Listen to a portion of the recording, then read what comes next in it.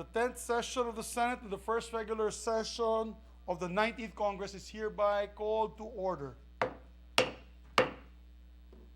Senator Christopher Lawrence Bongo will lead the chamber in prayer. Happy birthday. Almighty God, we praise you and take this moment to reflect on your mercy and providence as we begin another session. Lord, we seek your guidance and gift of wisdom in crafting policies and making enlightened decisions that will propel the future of our nation towards the right direction. Sana po ay patuloy nyo kaming gabayan at maging konsensya namin upang ang anumang gagawin namin ay tama at para sa kabutihan ng kapwa naming Pilipino at mahal naming bayang Pilipinas. Please bless us with a genuine desire to fulfill the mandate and obligations entrusted to us by our kababayans with the highest moral standards, integrity, and fairness. Finally, may you continue to grant our country unity, peace, and prosperity as we endeavor to glorify your name in everything that we do. Daghang salamat sa imo, Ginoo, sa among kinabuhi, ug sa imong padayon na gugma. As we pray in your name. Amen. Let us remain standing for the singing of the Philippine National Anthem.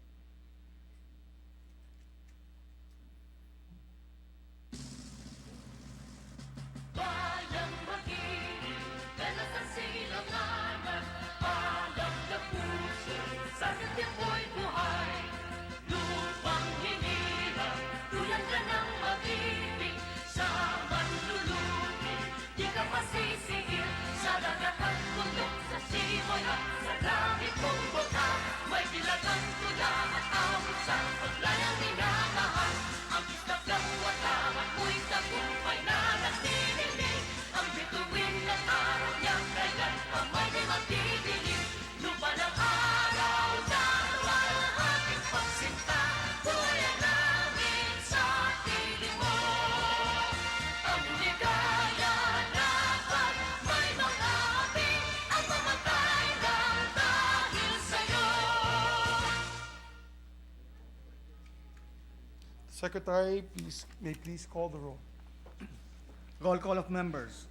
The Honorable Senator Angara, Senator Binay, Senator Cayetano Alan, Senator Cayetano Pia, Senator De La Rosa, Senator Ejercito, Senator Escudero, Senator Estrada, Senator Gatchalian, Senator Go, Senator Ontiveros, Senator Lapid, Senator Legarda, Senator Marcos, Senator Padilla, Senator Pimentel, Senator Poe, Senator Revilla, Senator Tolentino, Senator Tulfo, Senator Villanueva, Senator Villar Cynthia, Present. Senator Villar Mark, the Senate President.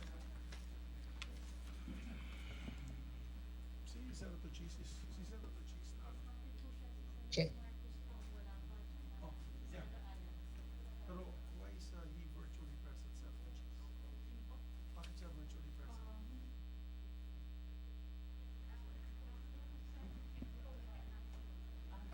Okay. With the presence of 20 senators physically present and 2 senators virtually present, there's a total of 22 senators present. We're waiting for Senator Amy Marcos to log in and Senator Alan Cayetano to log in. I believe Senator Cheese is exposed. May we ask Senator Cheese, are you exposed, sir? Yes, Mr. Senate President, my Chief of Staff tested positive. Okay. Thank you very much, Your Honor. Senate, the Majority Floor. Yes, thank you, Mr. President. Yesterday, Mr. President, is the birthday of our dear colleague, Senator Mark Villar. And so I move for just 1 minute, one Senate him. minute suspension. Happy in order birthday for us to greet him. one of our most congenial members of the Senate. And we now suspend for 1 minute to greet him.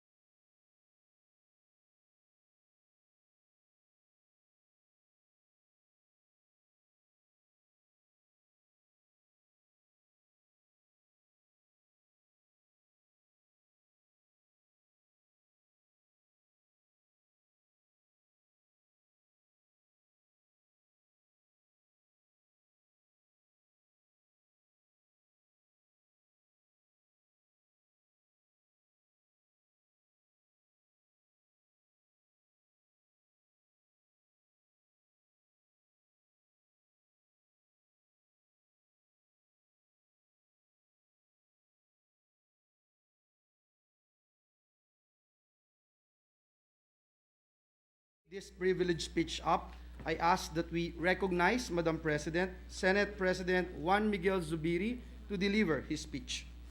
Thank you. Senate President Juan Miguel Zubiri is recognized.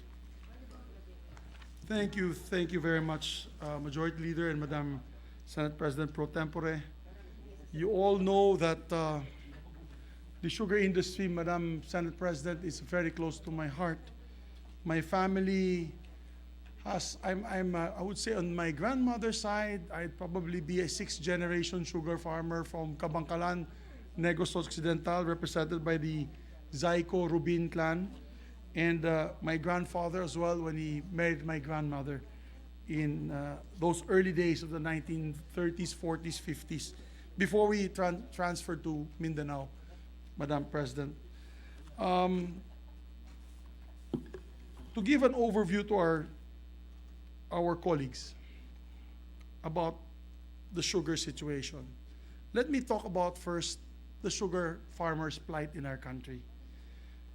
My dear colleagues, ladies and gentlemen, the sugar importation affects both local sugar farmers and workers across 400,000 hectares of sugar land in Luzon, Visayas, and Mindanao. Hindi lamang po Negros ito. This is not a problem. This industry does not only span in Negros Occidental. It spans all the way to Negros Occidental, Davao del Sur, Bukidnon, northern Luzon in the Cagayan area, together with central Luzon in the plains of Tarlac, Pampanga, Bulacan, even the outskirts of Bulacan going towards Tarlac, Your Honor, even parts of Nueva Ecija, as well as areas in Cebu, northern Cebu, and many other parts of the country. Batangas, Your Honors. We go to Nasugbu during our holidays. You see the sugar mills there, one in Nasugbu and the other one in the neighboring town of Balayan, Madam President. It's a total of about little less than 100,000 small and marginalized farmers. Yung malalaking na hasendero na nakikita nyo po minsan sa TV na ini-interview, yan, they only comprise of about 2% of the total number of sugar farmers in the country. The 98% are small, marginalized farmers, land reform beneficiaries. That goes true for Bukidnon. Madam President, we're in 95% of the farmers there are agrarian reform beneficiaries of only 1 to 2 hectares of land each. Not to mention the 800,000 laborers that are hired, Madam President. They come from Negros as far as Antique, where they get the tapasero. They call it tapasero, yung cane loader.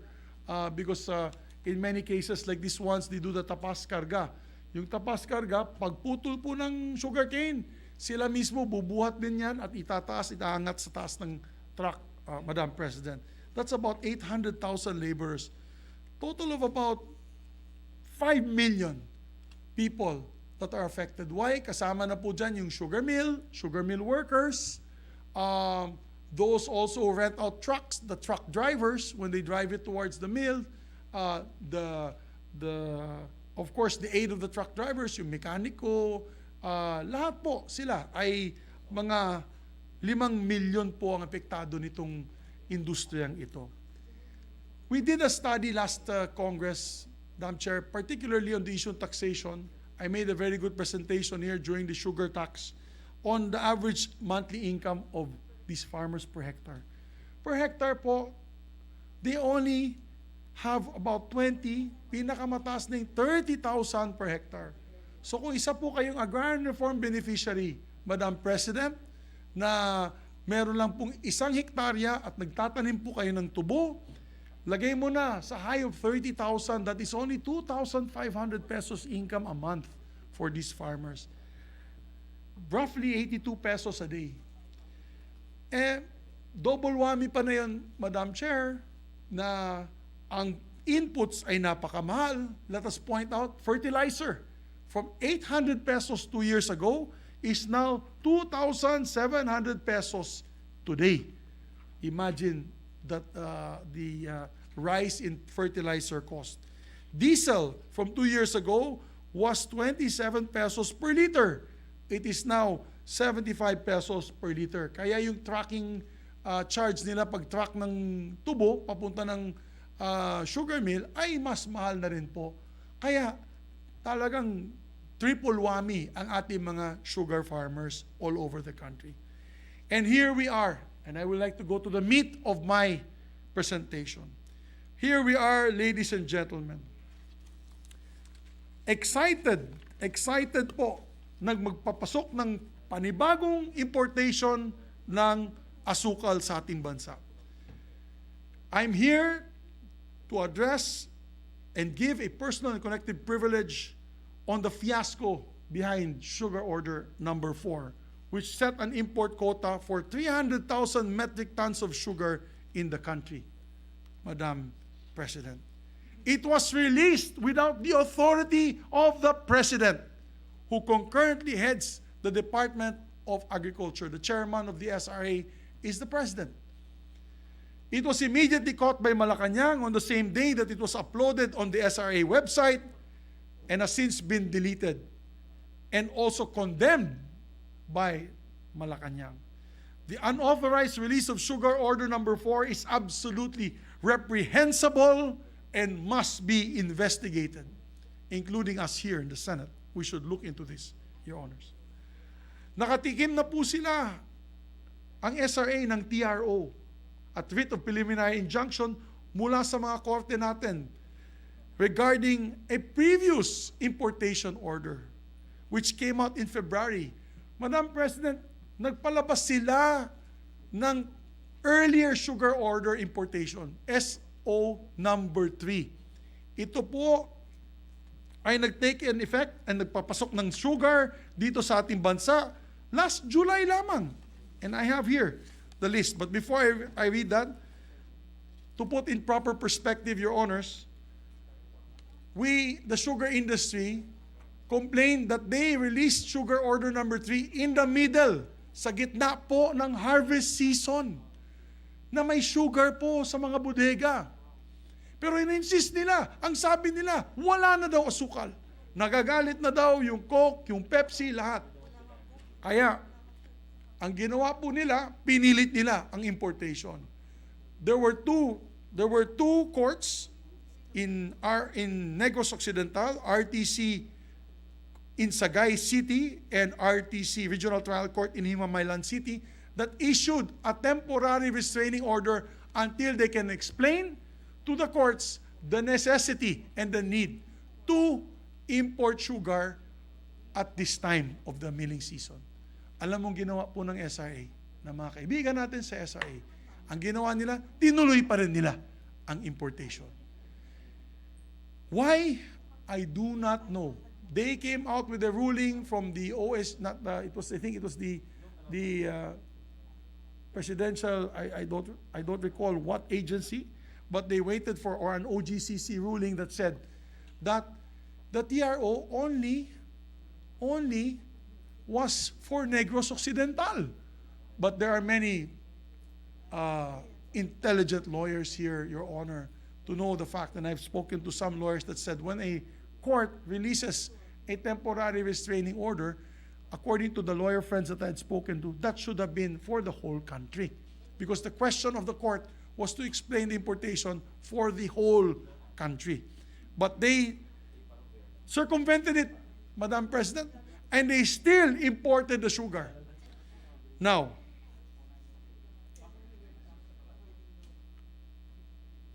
the question is, Madam President, saan na po yung asukal na ito na pinapasok po nila?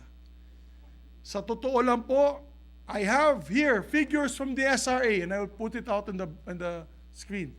These figures of the SRA, I got this as of August 12, dahil marami po rin tayong kaibigan na gustong tumulong na galing po sa Sugar Regulatory Administration. Tumulong sa investigasyon at tumulong sa ating mga magsasaka.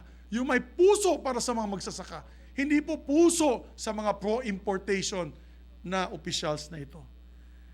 Figures as of August 12, Your Honor, Dahil dyan sa SO3, at akala ng tao walang asukal, hindi nila alam, may pumasok na pala na importation. 200,000 metric tons. As of July 31, 172,000 entered the Philippines. 172,000 metric tons of sugar. Metric tons yan, 1,000 metric tons.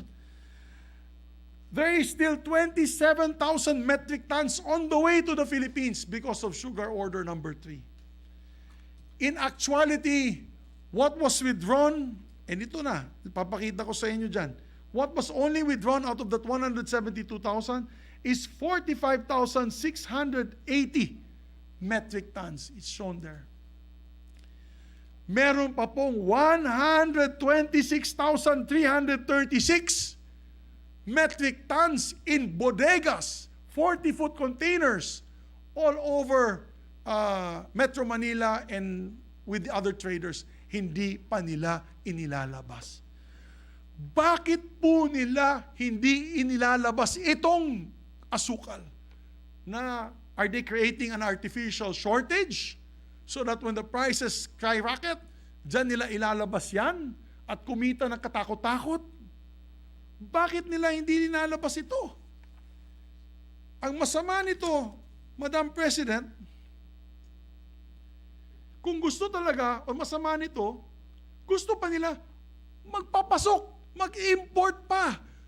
They want to continue importing when we still have stocks that they haven't even released to the end users. If the SRA truly wants equitable sugar prices for our industrial users and retail consumers, di sana ilabas na nila yung imported na asukal of over 127,000 metric tons na ipinasok nila sa earlier sugar order number 3, which had just come in last July. My question, my dear colleagues, bakit po nila gustong ilabas muli, magpapasok muli ng 300,000 metric tons of sugar na punong-puno pa ang mga bodega ng asukal? We had briefed Malacanang about this. Last Friday, I had the opportunity to go to Malacanang under the request of the Office of the President to attend the BTA oath-taking of the Bangsamoro Transition Authority. On the sidelines, I had a short meeting with the President, and I thank the President. I profusely thank the President for fighting for the farmers.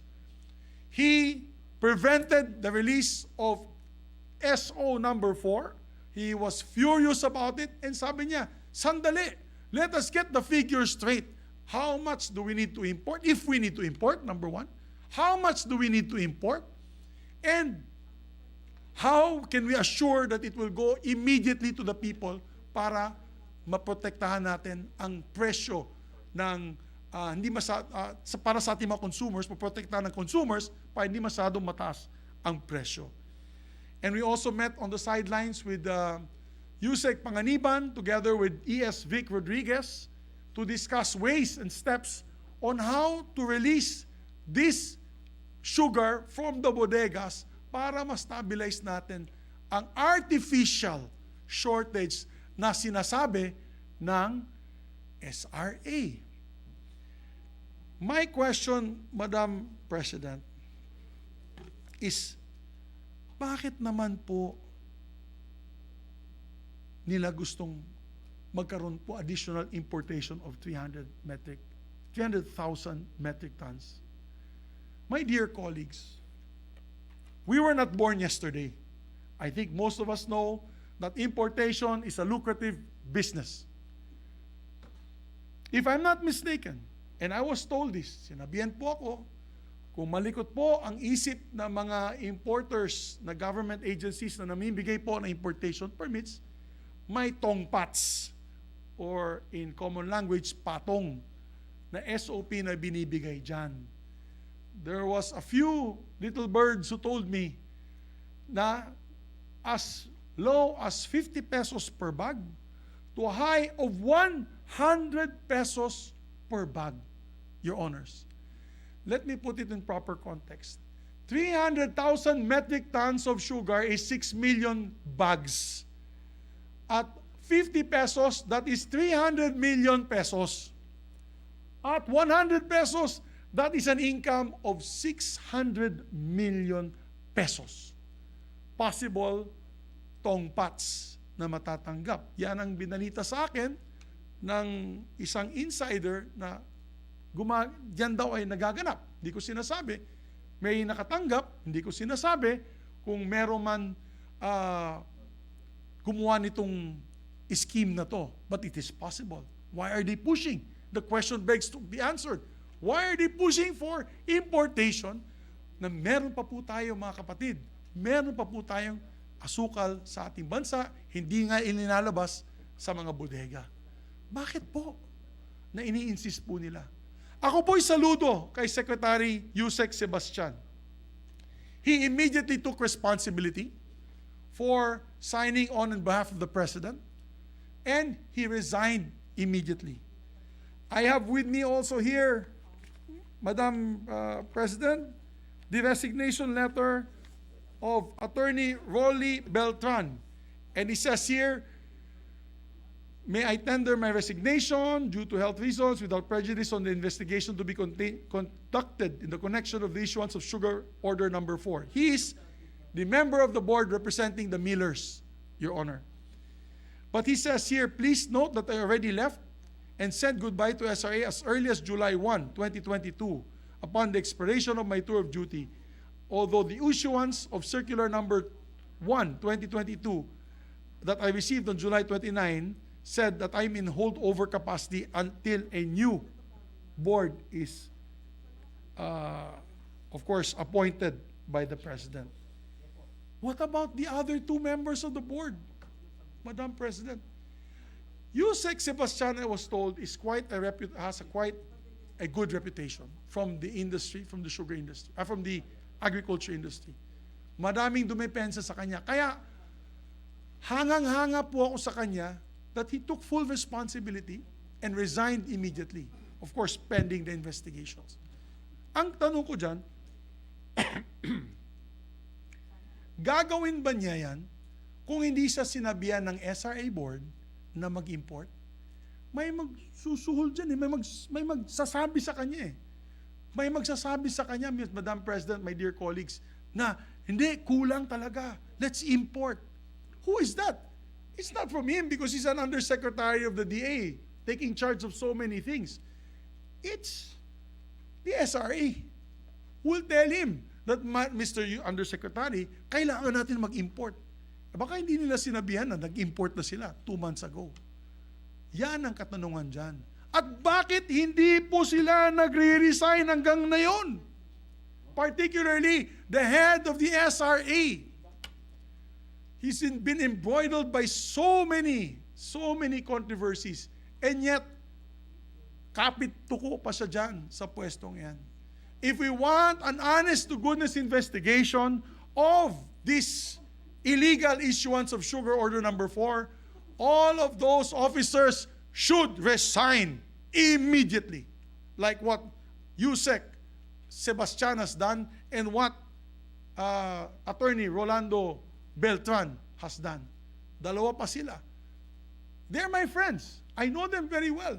But out of delicadeza, bukang bibig, Madam President, ng newspaper, ng balita sa radyo, ng balita sa telebisyon, ang illegal order na ginawa nila, pero ayaw pa rin nila mag-resign. Ang kapal naman ng mukha nila.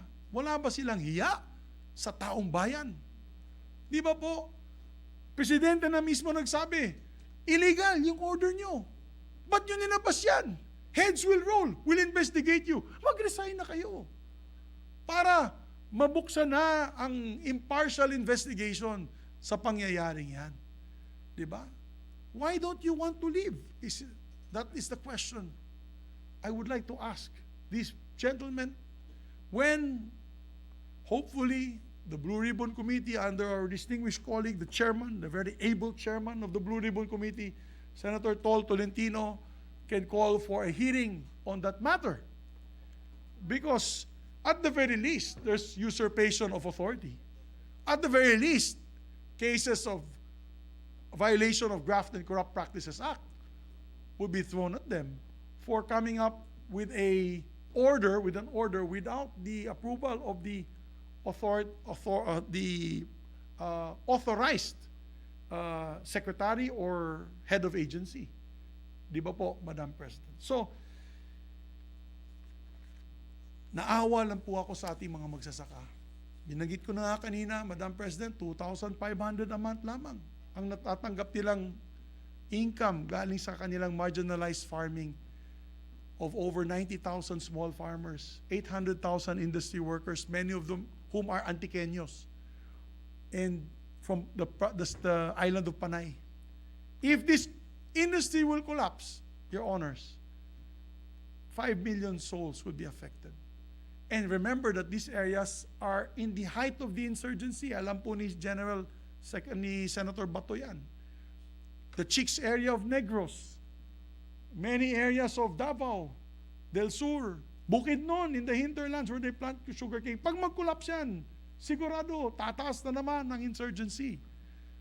So let us help these poor farmers, Madam President. Let us help the President get to the bottom of this. Let us investigate and find ways to build a better, more responsive, more inclusive SRA. Hindi lang para sa sugar sector, kundi para sa bawat Pilipino na araw-araw gumagamit ng asukal. Madam President, you were with us in the campaign as member of the unit team together with Senator Jinggoy, Senator Sherwin, Senator Mark Villar. Hindi ba bukang bibig natin palagi? Buy Filipino farmers' products first. Buy Filipino first. Yan din bukang bibig ng Presidente. I'm so happy na hindi po itong pangako na napako. Na ginagawa na nilang lahat ng hakbang na hindi po panay importation lamang ang gagawin ng ating bansa. Kaya nagpapasalamat po ako sa Pangulo na hindi po niya tinuloy ang sugar importation number 4. He blocked it. And now, let's go to the bottom of it. Why was sugar importation number 4 illegally transpired? And what were the motives behind this? Dapat linawin nila na hanggang ngayon may asukal pa sa mga bodega, nabubulok na lang, hindi nila inabas sa earlier importation na ginawa nila. Obviously, Madam President, they are not fighting for the farmers or they're not fighting for the best interests of our Filipino farmers. So yun lamang po, Madam President, maraming salamat sa aking mga kapatid na mga senador, and I hope that we take action on this the soonest possible time. Maraming salamat po, Ginoong Pangulo.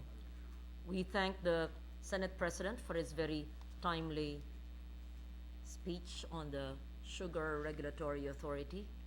Mr. Majority Leader. Thank you, Mr. President. That indeed is a very powerful and important privileged speech delivered by our Senate President. Madam President, there are some members who would like to avail of the privilege of asking questions. First on the list is the distinguished lady from Pangasinan, Iloilo, and the Republic of the Philippines, Senator Grace Poe. I move that she be recognized. Senator Poe is recognized. Thank you, Madam President. I'd like to thank, first of all, the Majority Leader for doing extensive research on the matter and also sharing the information he's had on those who have come forward to tell him about the possible anomalies that are going on with regards to the importation of sugar. Just for the record, Mr. President, can you tell us the actual mandate of the mandate and the role of a sugar regulatory administration? The Sugar Regulatory Administration, thank you, Madam, for supporting me in this fight because you're also from Iloilo. I know you're also from Iloilo. Iloilo and Panay have also vast lands of sugar farmers. The SRA was created by an executive order or a presidential decree early on, many years ago. And under this presidential decree, they gave them the mandate to classify sugar for importation, exportation. We have what you call A, B, C sugar. Up to D and E pa nga yan eh. Yung A sugar is our allocation that we've had given to the United States for decades and decades already as assistance to the United States to us in terms of I'd say more supposed at that time it was more or better pricing for sugar. And we used to allocate 10% of our, let's say if you produce 100 bags of sugar, 10 of those bags will go to the United States under an A allocation. But now it's only 5% because we had to use it for the domestic market. We have the B sugar, which is for local consumption, and C sugar as reserve. So yun po, that's their job, their mandate. So all the sugar that's produced in the country by Victoria's Milling, by Don Pedro in Nasugbu, when you pass by the mill of the Don Pedro Rojas na mill, all the sugar that is produced there, the SRA classifies them para there's no, oversupply of sugar at a certain time, may reserves for the whole year. Because in sugar, when you plant sugar, Madam President, that is an 11-month-old crop, but you're harvesting for about 9 months, and within that 9 months, syempre marami po tayong asukal. Pagkatapos po ng 9 months na yan, kukulangin tayo ng asukal. Kaya, that's the job of the SRA. The SRA also is mandated that if there is a lack of sugar in the country, they can also give the certification to import. Ika nga, parang sa DA, yung Bureau of Plant Industry, yun binibigay nila yung phytosanitary permit para makapag-import din kayo ng mga gulay, ng kung ano-ano mga, of course, vegetables and farmers' products from other countries. Now, that is the mandate of the SRA. And of course, to guide us under the SIDA law that Senator Villar, Senator JV had authored, Senator Sito Villar and Senator JV had authored, which is to guide the industry on where to go. For example, yung modernization program, sila din ang in charge doon. They have other attached agencies, which is PhilSutech, which is in charge of the modernization of the sugar industry. So under sa SRA and under the DA, those are attached agencies of the DA. So, Mr. President, yung SRA, aside from monitoring the sugar capacity and situation in the country, also allowing imports should it be necessary, they also have a program to actually modernize and help farmers. Now, in their program, are they actually empowered to give grants? Do they have the funding for that? Grants, support to the farmers so that they can buy equipment, for example? Yes, they can. They also have funding for that. Under the SIDA, alam ni Senator JV yan, that was supposed to be a 2 billion fund yearly to be given to the farmers, pero I think through the years, bumaba na ng 1 billion, I think, per year. And then yung breakdown is as follows. Ano yung breakdown? I believe half of that, 50% of the fund goes to farm-to-market roads, which are identified by the milling districts. So the milling districts, let's say kung Bukidnon, third milling district, sasabihin nila, itong mga farm-to-market roads kailangan ponduhan. So ginagawa ng SRA, sila nag-aalat. Okay, 20 million goes here, 40 million goes to Tarlac. So there's funding for farm-to-market roads and equipment as well. Okay. And, Because, Mr. President, training. I think this body actually improved for a time an increase in their budget because of that particular mandate that they have to help farmers. Now, I've spoken to a lot of those that manufacture food, and apparently, some say there is a shortage, and perhaps because marami nga nakaimbak sa mga storage Correct. na hindi nilalabas. Correct. Ngayon, sino ang may-ari ng mga inimport na yan?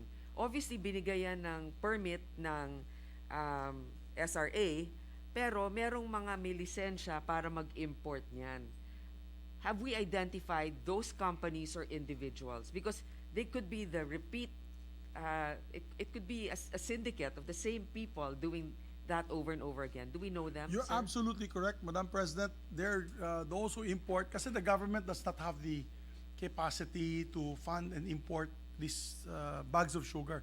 So meron silang licensed importers. I don't have the list with me, Madam Senator, because I only came up with these bullet points last night because I wanted that we take action on it today.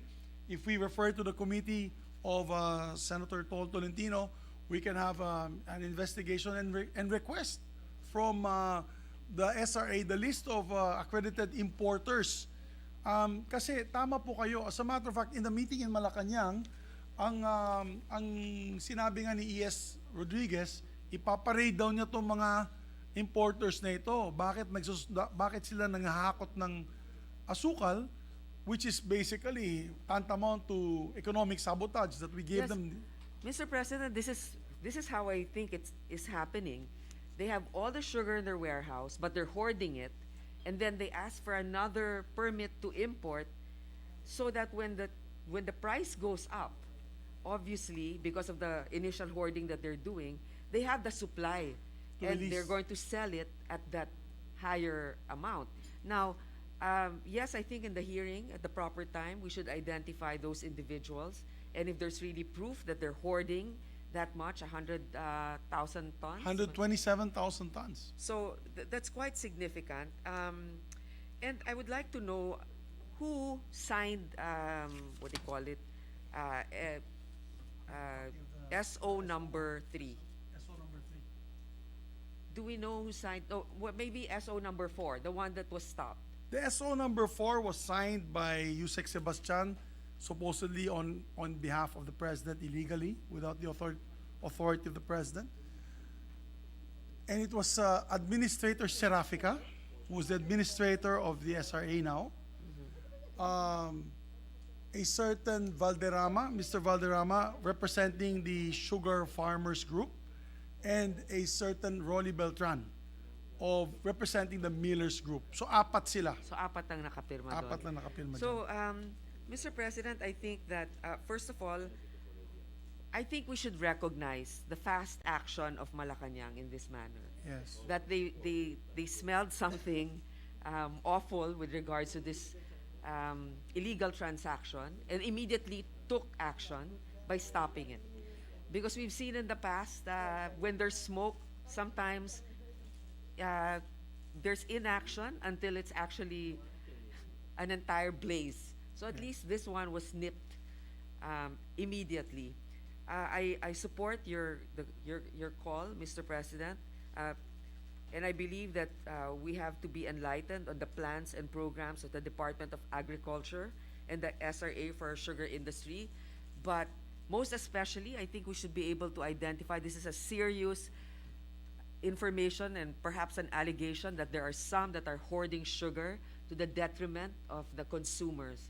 So again, Madam President, thank you for our Senate President answering these questions. Thank you, Madam. Ma'am Grace, thank you, Madam President. Thank you, Senator Poe. Madam President, before we recognize our minority leader, I would just like to put on record a very short manifestation, Madam President. I'd like to associate myself with the privileged speech of our Honorable Senate President. I recall during last time when the Department of Agriculture made a report here in the Senate after the Typhoon Odette last year, it was really felt by our agricultural sector. And in that report, particularly, the sugar industry suffered an estimated 1.15 billion in losses because of destroyed sugar canes and damages suffered by sugar milling and refining facilities based on the data, Madam President, given to us by the Department of Agriculture. And just to put on record what the Senate President already mentioned, yung 800,000 workers ng agri-industry, yung pong 90,000 na magsasaka ng tubo, at gusto kong banggitin na Ginoong Pangulo yung binanggit kanina, it's actually almost 6 million Filipinos directly and indirectly affected in the sugar industry. And one last point that I'd like to say, Madam President, there was an article before in Business Mirror earlier this month. I told the story about the 60-year-old Medellin, Colorado, a street vendor of banana Q. Ayon po sa kanya, dati yung banana Q niya caramelized. Ngayon daw po, glazed na lang. Glazed na lang, at dati ang kinikita niya araw-araw 870 pesos sa pagtitinda ng nitong banana Q. 870 pesos, ngayon ho 390 pesos na lang. At dati 10 pesos lang ang benta niya, ngayon 15 pesos. So, Madam President, it's just unfortunate. Marinig natin yung privilege speech ni ng ating Senate President that against the backdrop of an industry still reeling from the aftermath of the typhoon, decrease in farmers' productivity, and unabated increase in sugar prices, we are faced today with the issue of an alleged illegal and not authorized importation order from the Sugar Regulatory Administration. I just hope and pray, Madam President, distinguished colleague, our Senate President, sa investigasyon na mangyayari, which I support, there would be a clear-cut mechanism as to when are we going to import. Hindi yung katulad po nito na binabanggit ng ating Senate President, napakadami pang stock, magi-import na tayo. Sana maging klaro po dito, no, na before they can act on it, meron tayong klarong mekanismo na nakikita, kailangan na nating mag-import. And with that, Madam President, I just want to put again, for the record, my sincere support to the privileged speech of our Honorable Senate President. Thank you, Madam President. Thank you. Madam President, just point of clarification before the gentleman. Senator Pia Cayetano is recognized. I think it's a very light question, but I think it's important for people to understand ano ba yung difference ng caramelized and glazed. Importante yan kasi yung point nyo, napakahalaga eh. Alam ko yung point nyo, pero explain natin ng konti. Ang caramelized po ay napapaligiran yung banana Q ng Asukal. ng asukal. Kumbaga binabad sa asukal. Binabad at napapaligiran. Pero pag sinabing glazed na lang, parang pinakikinang na lang, may tidbits. Pampakintab na lang. Pampakintab na lang, tidbits of sugar na lang ang natitira sa banana Q. Thank you, Yun Madam lang. Okay. Senator. If I may, Madam President, just weigh in on the manifestation of our dear colleague. I Senate thank our President. distinguished majority leader for supporting because he used to be chairman of the 6 years, chairman of the Committee on Labor. And marami po madidisplaced na farm workers dito. Workers hindi sila may-ari ng farm. Sila po ang nagtatanim, sila po ang nag-open faro, de-close faro, sila ang tagadala ng karabaw, sila po ang taga-tapas tubo ng tapas karga ng tubo or asukal sa mga truck. So many workers will be affected. And now we've been instituting a lot of reform in terms of labor reform. We make sure now that they pay the proper, because for a while, because syempre, hindi na regulate ng DOLE yung kanilang daily wage. Now we implement the daily wage, kaya maraming natutuwa that it's also regulated by the DOLE. So kawawa din naman kung mawala yung industry, di wala silang trabaho. Pangalawa po, Madam President, is there is a time to import. We are not saying, no, the sugar industry or the sugar, basically the alliance is saying that we should not import. We should import. But however, let us weigh the amounts needed. Hindi naman over-importation that you will kill an industry. Ang sabi nga nila, what they have seen on the figures given by the SRA, ang kulang na lang po natin is 100,000 metric tons lamang. Hindi 300,000 metric tons lamang. At pwede pong hatiin ito ng 50,000 metric tons every quarter until the end of the year. Kasi nag-umpisa na po tayo ng harvest sa Negros and Bukidnon and other parts of the country. So, this is not to say that we will not import. Obviously, we want to keep inflation at a low level. Kaya nga, may plano na po ang Pangulo, hindi ko nababanggitin dito, pero meron po siyang plano na matulungan ang ating mga consumers. And I helped him with that. I'm proud to say we helped him with that over the weekend. Pero the President na lang will make that announcement. But what is important is trying to bring down the prices of refined sugar to about 25% what it is now. He's working very hard. As a matter of fact, there will be a follow-up meeting and hopefully it will come to fruition and mangyari po yan. So, may solusyon. Ang problema, wag lang palaging import ng import, lalo na kung marami pang asukal na nasa bodega. Ilabas natin yan. Kaagad-agad, bababa ang presyo ng asukal. Thank you, Madam President. Thank you, distinguished gentleman from Bukidnon. Next, in line, Madam President, is the distinguished minority leader, Senator Coco Pimentel. I move that he be recognized. Senator Aquilino Pimentel is recognized.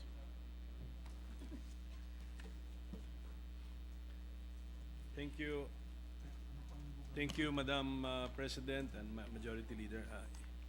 If my silingan, our Senate President would allow this representation time for interpellation, Mr. President. I will be honored to Madam President, not to mention the fact that many of the sugar farmers of Bukidnon spend their money in Cagayan de Oro. Kaya mayaman na yung Cagayan de Oro na yun. But yes, Madam President, I'll be honored. Thank you for that revelation. But there's also a revelation this afternoon. We know why our Senate President is a very sweet person. He's an expert on the sugar industry. Thank you po, Kita sir. naman natin, he knows all the terms, alam niya from planting to harvesting to loading, etc. So, kayo po ang tamang personality na magsalita tungkol dito, magbulgar ng kung ano yung skandalong nakita niyo po. So now, we are talking about the Sugar Regulatory Administration. Is that that's the correct name of the Yes. entity that we're talking about, Mr. President? That's correct, Your Honor, Mr. President. And that's composed of that's led by the board, composed of 4. That's correct, sir. Personalities, with the President of the Republic as the chairman, the administrator as a member of the board, but running the SR Asia, and then the 2 other members as Actually, to correct you, sir, it's yes. the chairman of the board is the DA secretary. So as of now, kasi the president is acting capacity, so he's the Who happens to be the president. Yes, yes, president. okay. Yes, the chairman is So- the DA secretary.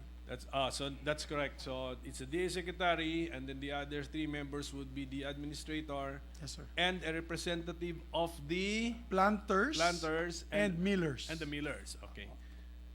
Si planters po ba, yung representative of the planter should also or could also come from the farmers that Your Honor mentioned earlier, who are only earning 2,500 a month? Yes, sir. And they could come from Theoretically, no? sir. Theoretically. Yes, sir, Madam President. But has it ever come from them, from the ranks? Well, usually, what is the practice really for many years is that the alliance, the sugar federations, they nominate someone. Usually, it is a manager of a local sugar cooperative, a manager of big farmers federations. So, pwede po siyang small farmers.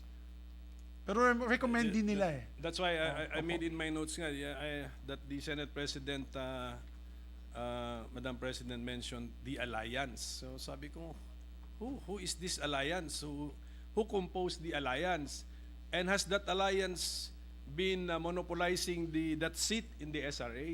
Kasi if we are worried about the farmers na sa umpisa po ng speech natin na 2,500 pesos a month, yan ang akong pangutana, ang aking question. Yes. Have they ever been represented in the SRA? Actually, the alliance is composed of farm workers, farmers, millers, lahat po, yung 5 million, 6 million sinabi ni Joel, yan po yung alliance. Unfortunately, Your Honors, well, fortunately, the sugar industry is probably one of the most organized agricultural bloc in the Philippines. Yung corn, Madam President at my dear Minority Floor Leader, yung corn walang ganyan. Yung rice medyo watak-watak, hindi sila ganun ka-organized. Yung sugar, sila po very organized. But unfortunately, to be honest about it, my dear Minority Floor Leader, my dear Madam President, to be very honest about it, in good times, nagwawatak-watak din yan. In bad times for them, nagkasama-sama.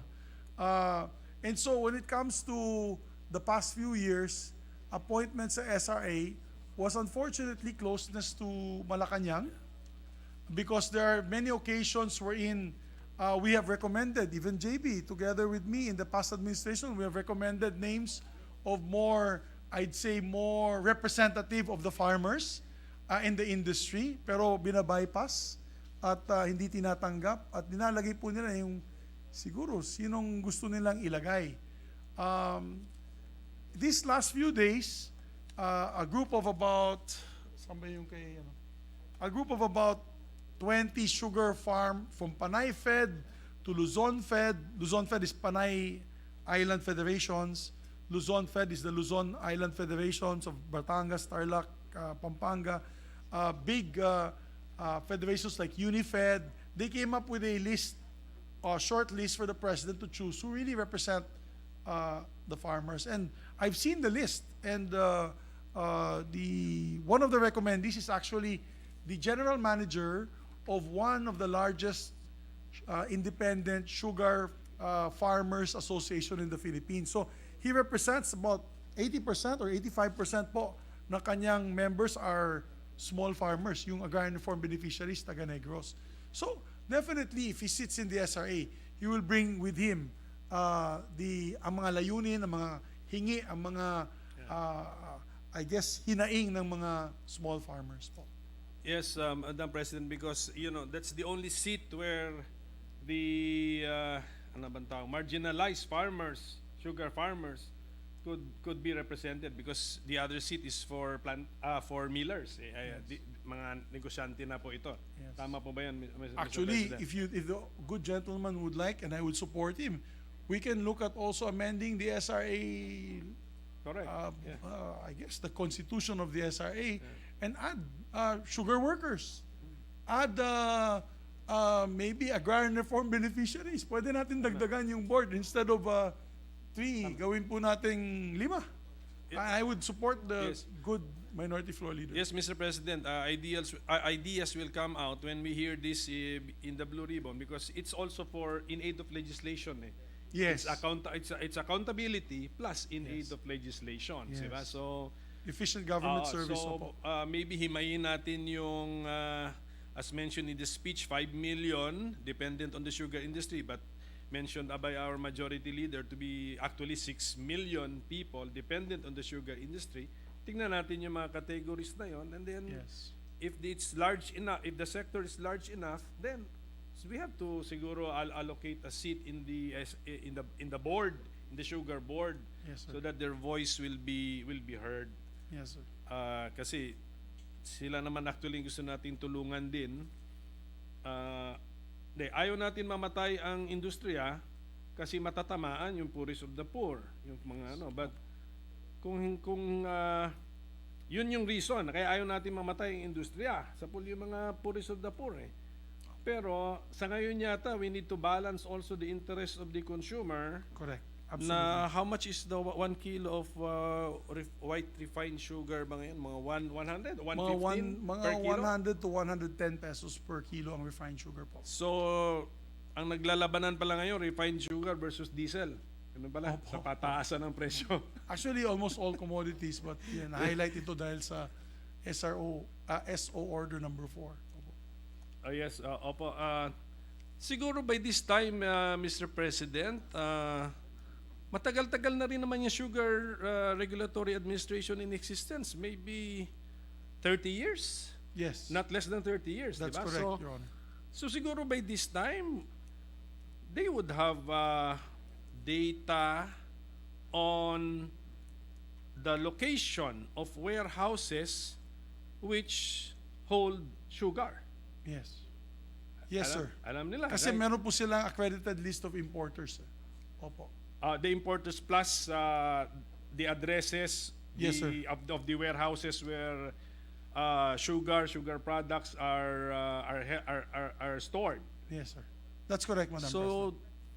meron kasi tayong, correct me if I'm wrong, Mr. Senate President, I think we have a law, anti-hoarding law. That's correct, sir.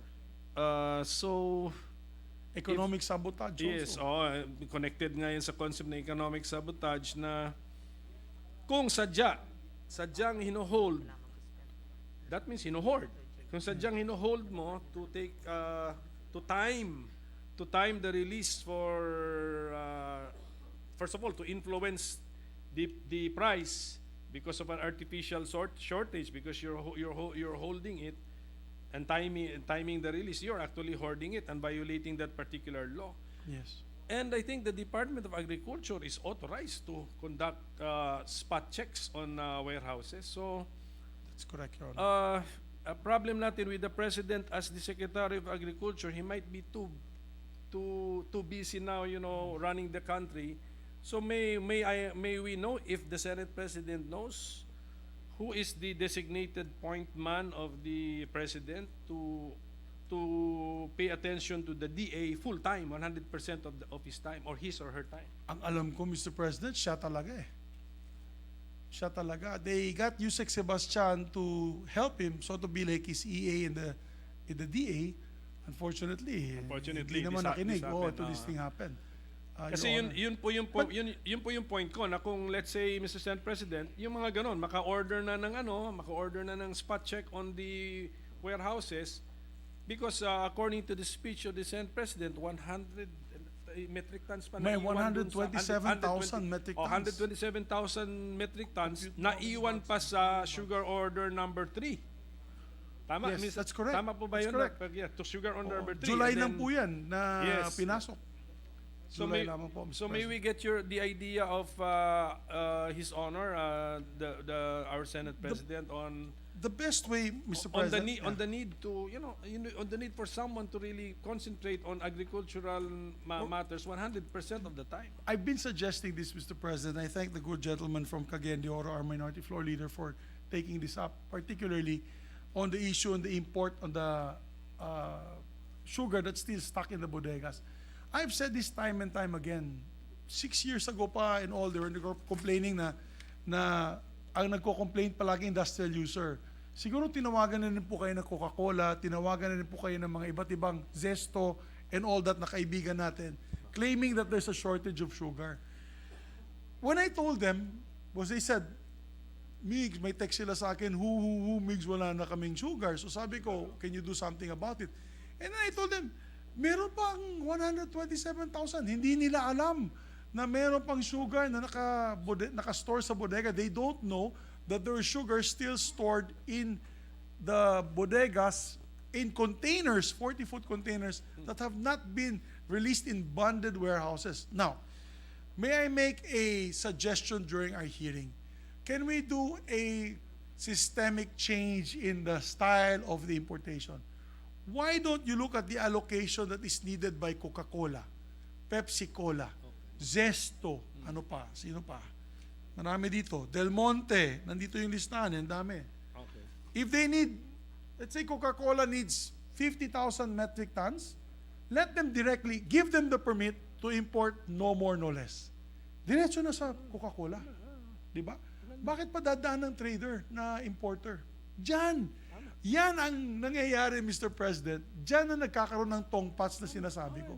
Kasi kung kausap nyo lang po, Mr. President, Minority Floor Leader, kung kausap mo lang dyan mga 5 trader na malalaki, kayang-kaya nilang sabihin yung tao, boss, labas tayo ng bagong sugar order, akong bahala sa'yo.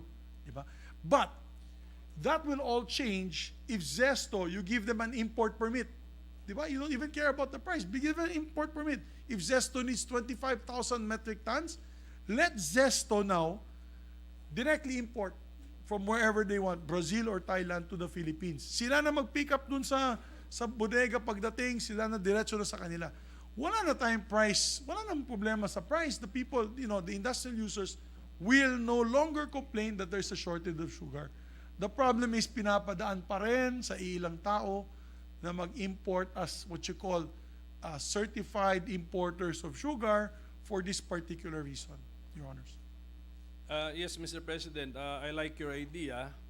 So, at the option of the industrial user, kung gusto niya, maybe kasi yung iba, maybe sabihin nila beyond our competence, pero if they would want to do it, they should be allowed to do it. And then, with that setup, that does not affect the prices for the ordinary consumer, right? Hindi po. It does not. Yes. It does not.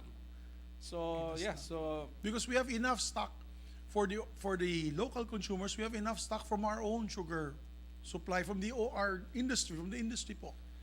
Okay, yun po yung itatanong ko rin sana po if Your Honor knows the total domestic production of sugar, and then what is the total normal demand for sugar annualized. Can the domestic producer satisfy the local market, or are we always short so that there is really Yes. a need to import every year in parang cycle ba? Your Honor, Mr. President, domestic consumption is lumped with industrial users and local users na. Yung banana Q, Sinama. yung ginagawa ng banana Q, kasama na dyan yung Coca-Cola. So yung binanggit na banana Q ni Senator Joel, our Majority Leader, together with Coca-Cola, this is domestic consumption. It averages out between 2.2 million metric tons to 2.4 million metric tons, Your Honors. And the production, to make it simpler, production is between 1.8 million metric tons to almost 2 million metric tons. So each time, Your Honor, depending na tamaan ba siya ng bagyong Odette, ang problema, lahat nitong area na to, except for Mindanao, where we're from, boss, is not really affected by the typhoons. But areas like Tarlac, Pampanga, Batangas, Cebu, Panay Island, which is Iloilo, Aklan, Antique, Capiz, they have a lot of sugar areas in Capiz, in Negros. Pag tinamaan yan, katulad ni Odette, wasak yan. So, babagsak yung ating domestic production. So, but on the average, ang shortage is about 400,000 metric tons a year.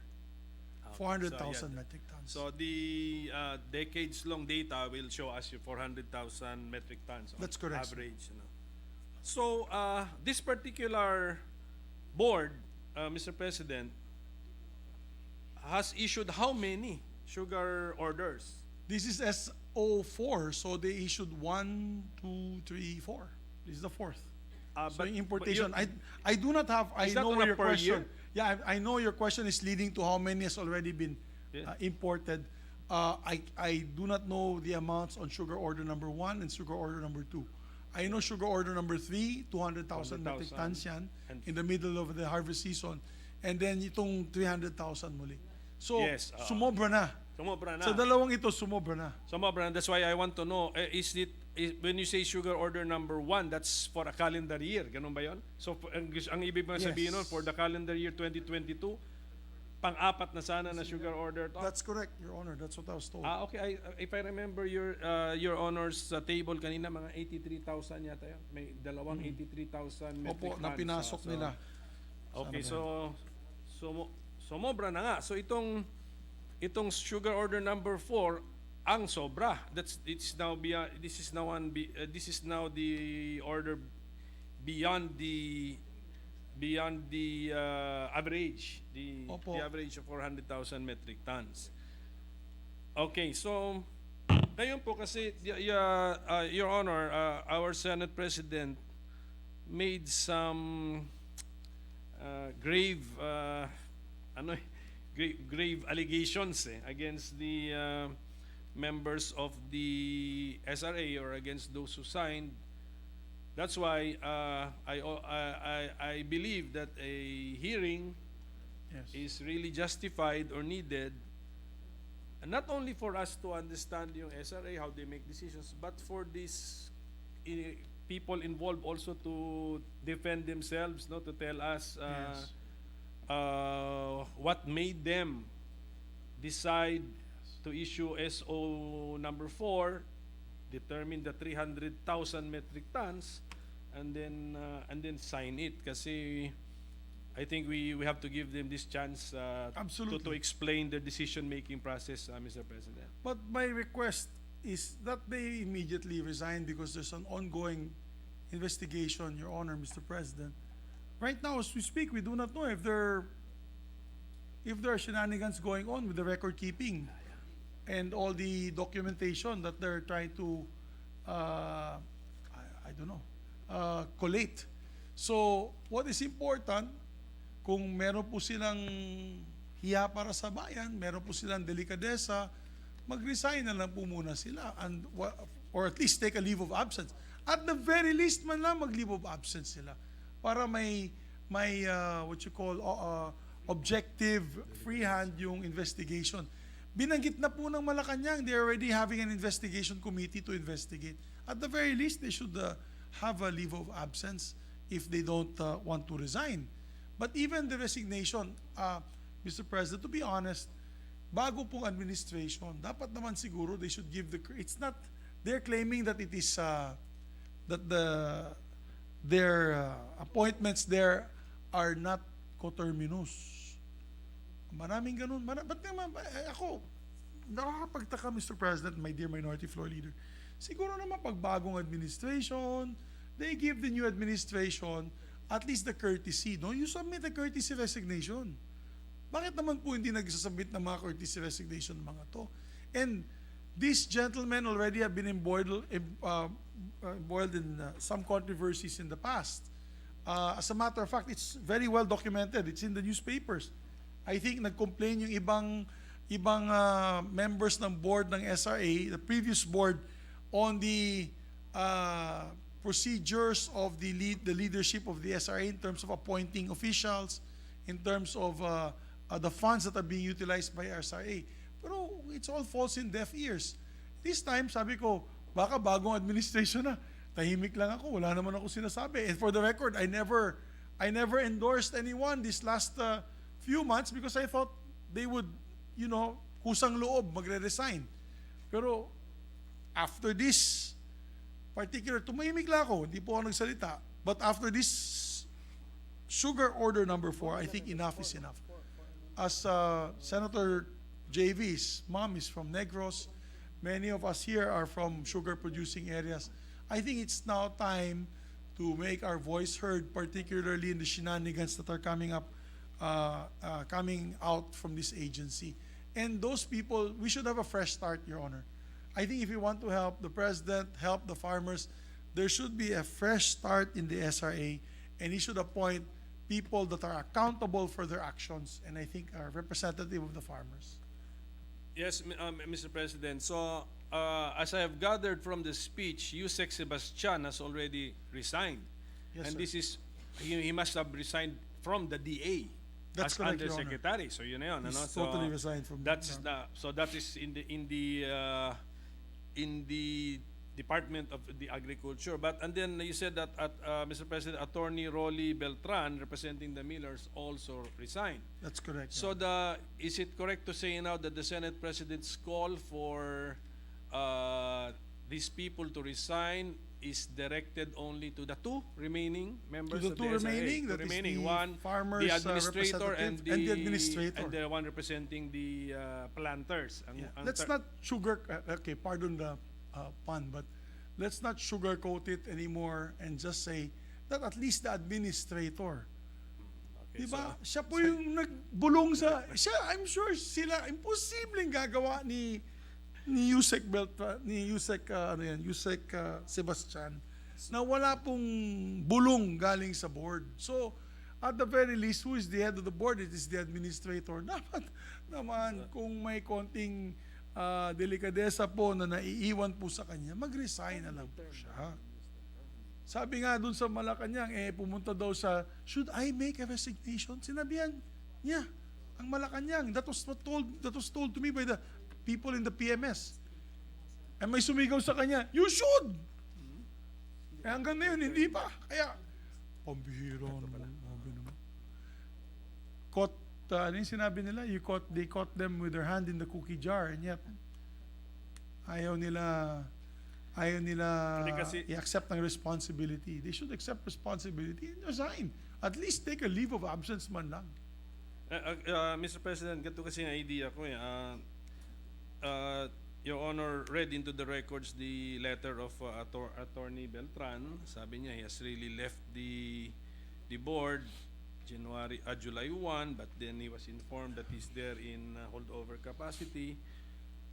And that letter came from the Office of the Executive Secretary or under the Office of the President.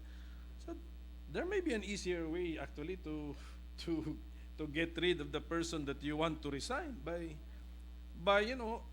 instead of using Memorandum Circular number 1, why don't they withdraw the applicability of the said memorandum to that particular person or the two remaining persons in the board? So that is actually That's a great easier. So idea whether they want to resign or not, it's over. Yes. Because they're only there because of a certain issuance memorandum. It may be Memorandum Circular number 1 of the Office of the President. That's correct, Your Honor. I agree with the position of the Minority Floor Leader. So That's why, actually, that's why I'm back to my point. It's okay that the President of the Republic of the Philippines is the acting Secretary of the Department of Agriculture to really tell our people and the rest of the world that our focus now is on agriculture and maybe agricultural matters, and maybe siguro that's really food equals food production. Okay yan, but he is the President of the Republic of the Philippines. Dami pa problema Ang daming kailangan ipso.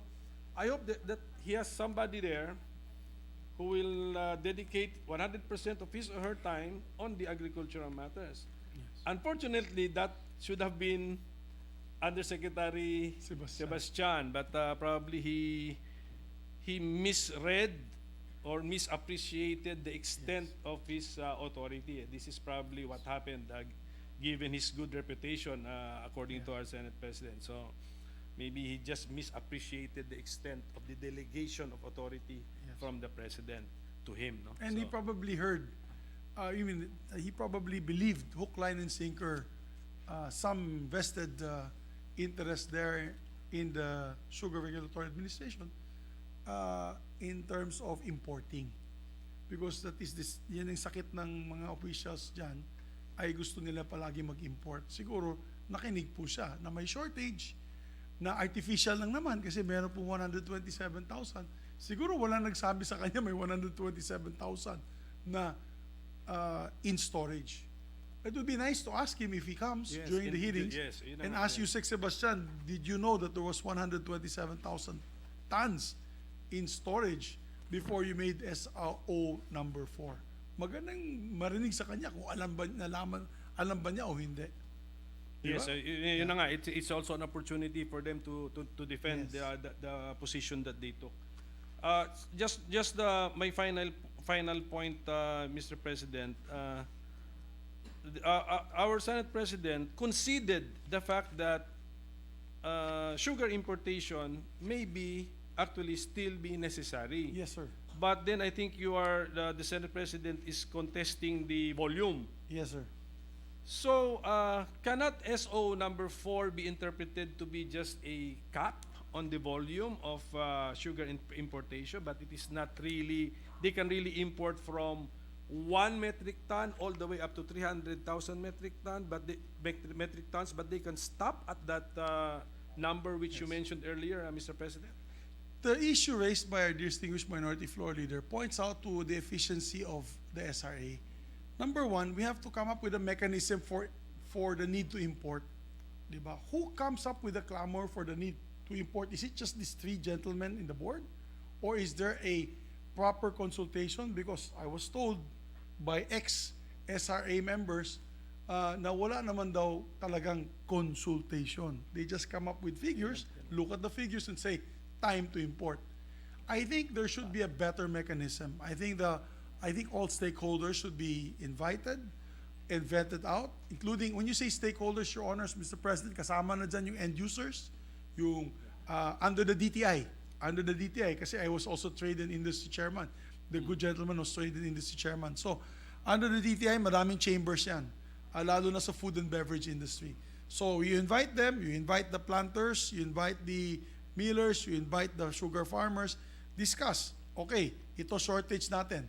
Maybe we can come up with a unified stance on how much do we need to import. Imbis na tatatlo lamang po ang magdidesisyon. And to add to that, yung sinabi po na ating mahal na minority floor leader is totoo po yan. Sinasabi po namin, kanina sinabi ko 400,000 metric tons ang kulang.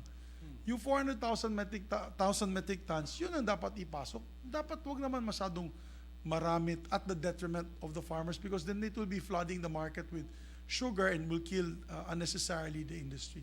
It's a balance po to make sure that hindi din po tayo inflationary yung gagawin na protektahan natin isang industriya at magkakaroon po ng inflation spikes. But the thing here is, we're talking about shortage pero meron tayong stock eh. Yan ang, pag wala lang talaga, boss, sa totoo lang, Mr. President, kung may shortage talaga, hindi naman ako tatayo dito. I would just let the investigation continue and let the axe fall on whoever may be found guilty. The sad part is, when I got this document from the SRA this weekend, meron po tayong 127,000 in bodega, and I forgot to mention another 27,000 on the way. Yes. So that's a total of close to 153, Four. 154,000 metric tons. That's good. So meron pang 150,000 metric tons, Your Honor, na parating dito sa ating bansa. Ito sa I mean, 5 ng price. 127, dito na, 27,000 parating pa. So 154,000 or 150 plus thousand ang asukal po natin. Kaya sabi ko, bakit pa magkakaroon po ng additional, that's why my additional 300,000 metric tons. Pardon me if my mind is ika nga, very malikot, di ba? Kasi yun nga ang sabi sa akin ng isang industry insider na that has been a custom daw. So sabi ko, dapat tanggalin na yan. Let's make it more efficient. Ease of doing business. Kung kailangan ng Pepsi Cola or Coca-Cola ng 50,000 metric tons, let's let them import. We give them the import permit. Sila na bahala. They have the means and necessary ways of doing it. Kung hindi nila po kaya na sila, let's say small, let's say a medium enterprise. Di ba may SME tayo, small and medium enterprise.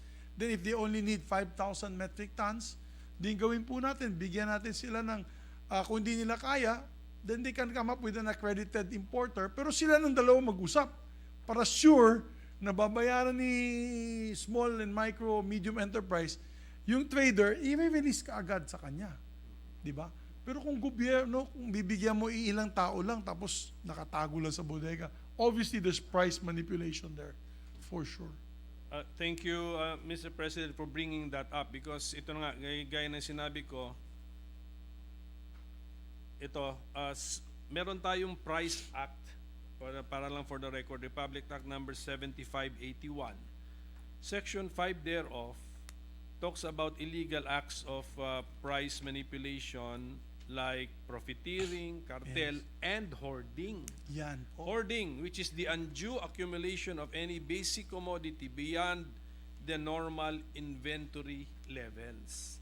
So, yun po yun. So, sana by this time, after 30 years of existence, dapat identified na yung mga warehouses which the SRA should be able, with the help of the DA, to check. Yes. Kasi actually wala pa yatang wala pa nako-convict under this this section. Wala ata, on Mr. President. hoarding. Wala pa nako-convict dito. So, Pero Mr. President, just to add to our distinguished minority floor leader, makikita naman po kung sino nag-import niyan eh. Because when they sign a sugar importation order and they give the permits, nandyan yung importers. So we have to, I don't have access to Yes, that anymore, obviously. Hindi ko makausap yung heads ng SRA na yun. But in the proper time, we'll ask them this, who the names of these people are. do we know, Mr. President, more or less how many have these permits to import sugar? Ito, meron Ilan ba pala yan? May mga 100 ba yan na tao o entities? O wala? 28. 28 lamang. So, select few. 28 lamang. 28 po. Okay. Kasi, Mr. President, when your honor stated na meron pang 127,000 metric tons sa mga bodega o warehouses, that means more or less, paano na total yung 127,000? So, alam ng SRA natin po. kung saan. Oo. No? Alam natin Kasi kung they gave saan. also the yung na-withdraw na eh. Yes, Nagbigay yes. So, sila alam na natin. withdrawn bags is 40 or rather metric tons. They are detailed on the withdrawal. 45,680,000 metric tons. So na-withdraw na yan. Yes. To the last amount, alam nila na balance import, balance Yes. import, 126,336 metric So, tons. yes. So, Mr. President, since there's also an allegation that this shortage that we are feeling or that we are being made to believe is actually an artificial shortage, maybe we can call on the DA hindi SRA para labas po ng SRA, the DA now to enforce the provisions of Section 5 or the provisions of the Price Act and other laws which give the DA authority to check the warehouses for Yes. possible hoarding and illegal profiteering. So, isama na rin po natin ang DA sa hearing natin dito Yes, para makita po natin yung relationship, the interfacing of the DA and the SRA. How can the DA also check the SRA if the SRA does not want to check itself? Yung mga ganon. So, at any rate, Mr. President, and then we'll also ask for the list of those who have been granted this privilege, the special trading position of importing sugar. Dapat Yes. i-reveal na po yan sa hearing natin. And then siguro advance notice na lang sa hearing natin, if a corporate name is mentioned, I will also ask for the personalities behind the corporate Yes. name. That would be good. Dapat ganun na tayo ngayon kasi hindi lang tayo mag-stop sa corporate name. Sino ang mga Yes. beneficial interest dyan or beneficial owners dyan behind the corporate name para po I malaman totally natin. agree. So, Mr. President, thank you for bringing this up to our attention, and I believe this will be referred to the Senate Blue Ribbon Committee after. So, we're just appealing to the chairman to immediately act on this matter kasi at 100 to 115 pesos per kilo of sugar, medyo angal na talaga ang Kawawang tao. consumers po Kawawang natin. tao. Opo. And if I understand correctly the speech of the Senate President, parang collateral damage lang sila Opo. Hindi naman talaga dapat mangyari yun Tama So, po. we will get to the bottom of this once and for all. So, Thank you. for Thank the you, time, Mr. President. Thank you to our Minority Floor Leader. Majority Leader. Thank you, Mr. President. Mr. President, next on the list is the distinguished lady from the city of Taguig and Pateros, no other than Senator Pia Cayetano. I move that she be recognized. Senator Pia Cayetano is recognized. Thank you, Mr. President. With the permission of our Senate President, let me start by saying I was reminded by Senator Padilla that it is somebody's birthday and masarap ang handaan doon. Kaya iilan na lang tayo dito, Mr. President. Hindi naman niya ako minamadali, no? Nabanggit lang niya na gano'n. Sabi ko, nga, no? So, on that note, hindi naman ko talaga to pahahabain, Mr. President, because I'm not an expert on this matter. I want to commend our Senate President for bringing this up. I mentioned this. My questions might be very broad in nature, and they don't really require a response because I recognize, as His Honor said, he brings this up precisely to bring attention to it, and then a lot of the facts will be revealed in the hearing. So I don't expect our Senate President to know all the answers. In fact, we commend him for bringing this up precisely to get to the bottom of this. And so whatever details, and I won't ask for details, but whatever questions I pose are really more in principle, no? So, Mr. President, now we're talking about sugar, but His Honor is not just concerned for the sugar planting farmers, but I remember that His Honor was very much involved in anything farming related, Yes, no? That's really his, not just advocacy, but also his profession, no? Yes. Masters in Agricultural Economics, am I correct? Masters in Environment and Natural Resources Management, Upland Management. Okay. So, but on that note, will His Honor, will the Senate President agree, or at least correct me if I'm wrong, do I recall correctly that just in the last 3 years, we've talked about similar issues on artificial shortages, supply and demand, hoarding. So today it's sugar. At some point it was pork. Was it garlic, onions, Your Honor? Does the list go on? Can I get a short response? Basically all these very important commodities. Absolutely, Your Honor. The list goes from onions to garlic, vegetables, tomatoes. So much so that there's so much importation to tomatoes from other countries na napansin niyo there was a Facebook report of dumping of tomatoes by farmers in Bukidnon. So sad. In the Mirayon area. It's so sad.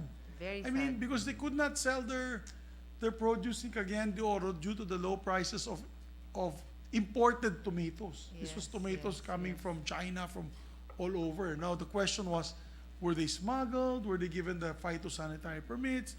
It begs to ask the question, kaya kawawa po yung mga magsasaka natin. And here, talaga, we have there's another, opportunity for these unscrupulous individuals to import, once again, at the detriment of this particular product, which is sugar po, galing sa iba't ibang parte ng Pilipinas.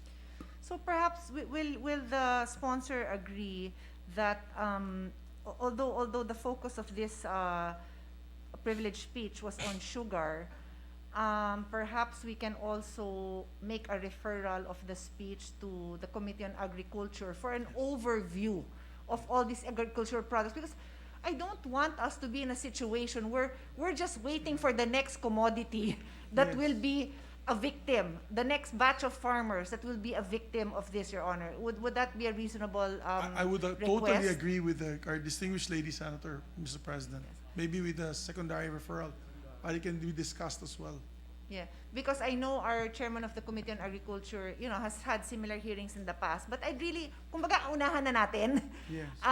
Because if His Honor will also recall, in my committee on sustainable development goals, food security is also of my concern. And again, in any way that I can be of help, I would like the next secretary to be able to present to us projections of the supply, and not just to us, but that should be public information, correct? So that hindi tayo nagugulat. So kung may bagyo, then alam natin, uy, eto nangyari. In fact, even the bagyo, medyo nape-predict din yun, Mr. President. I mean, with all the years of experience na binabagyo tayo, we probably have an idea, we have a general idea of up to how many % of our crops are damaged. Is that not correct? And again, I'm That's asking correct. somebody who by profession understands these things. Yes. That's why in agriculture, Your Honor, that is not only my education, but my profession. Up to today, I plant palm oil and pineapples. So, farmers po are very religious. Bakit po? Bakit po? Palagi po tayo nagdadasal sa Panginoon. Na walang bagyo. Na sana walang bagyo. Kung meron man, mahina lang. Kung wala pong ulan, pinagdadasal po namin na magkaroon ulan, lalo na sa planting season. Pag harvest season naman, nagdadasal din po kami kay Lord na kung pwede, hinay-hinayan po yung ulan para maka-harvest din po tayo. Right. Hindi ma-stuck yung truck at pwede po natin ibilad yung mais. So, the agriculture industry is a difficult industry to be in, Your Honors, because, Mr. President, because we are how do you say, we are affected by acts of God, whether it is rain, calamity, landslide, mudslide. So, tama po kayo, ma'am. We've tried to make it a science. The only science na lang na hindi po natin kaya is weather-related. Kaya, pag climate change, and that is one of your favorite topics po as chairman of the Sustainable Development Goals and Futures Thinking, we have a science already in terms of pests, how to control pests. We have a science on how to produce seeds that are drought resistant, seeds that are flood resistant. We've had a science already when it comes to gene, I'd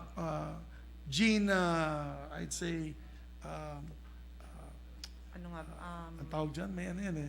gene manipulation. Gene manipulation For lack of a para to better become term. more, that they call GMOs, that they call genetically modified Modification, organisms. Mutation, gene mutation. Modification, Your Honor, modification, right? Modification for better crops, even healthier plants. Parang May more, mga corn na imbis na isang stalk lang, ay isang mais, tatlong mais ang lumalabas, tatlong, of course, tinatawag natin na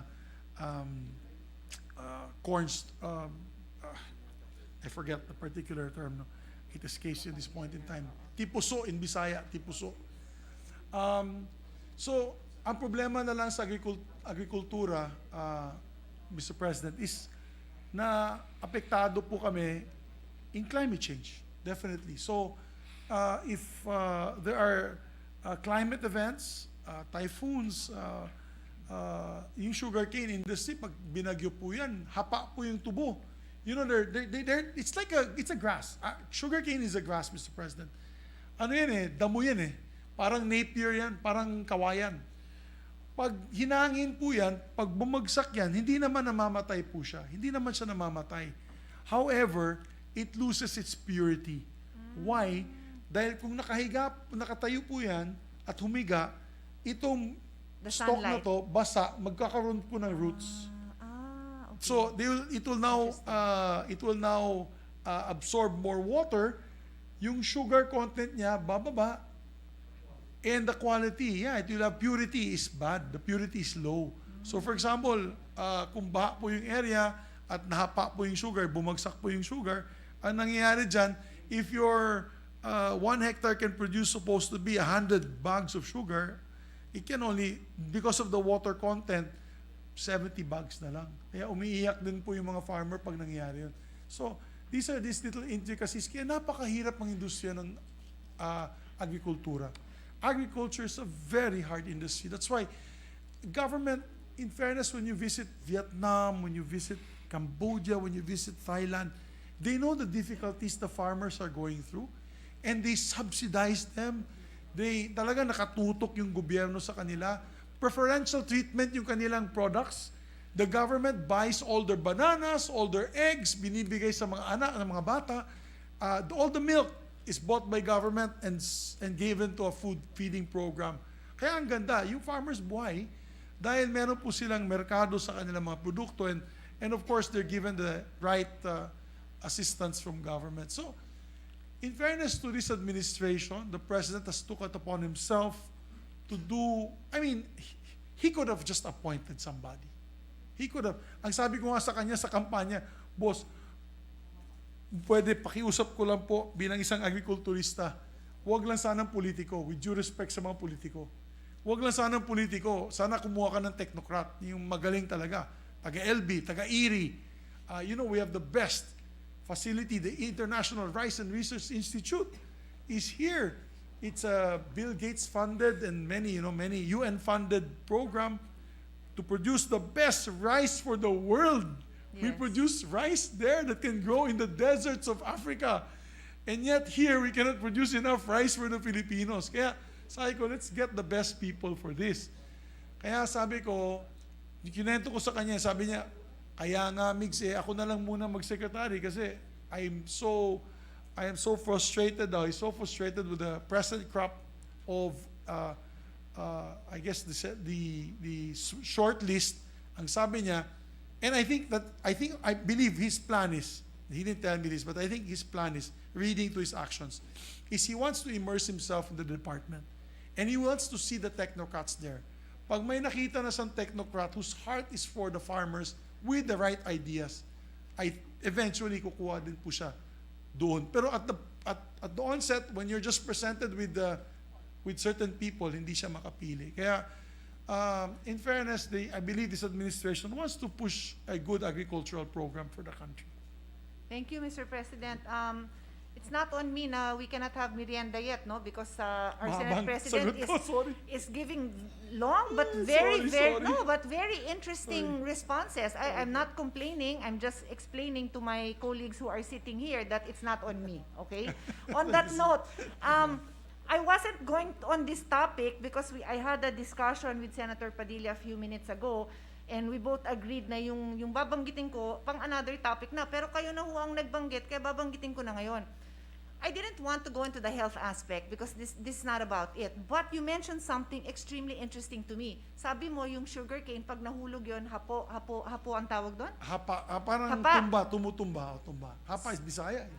Hapa means tumumba. Yeah, hapa. Nahapa siya, like that? Hapa sa ato, no?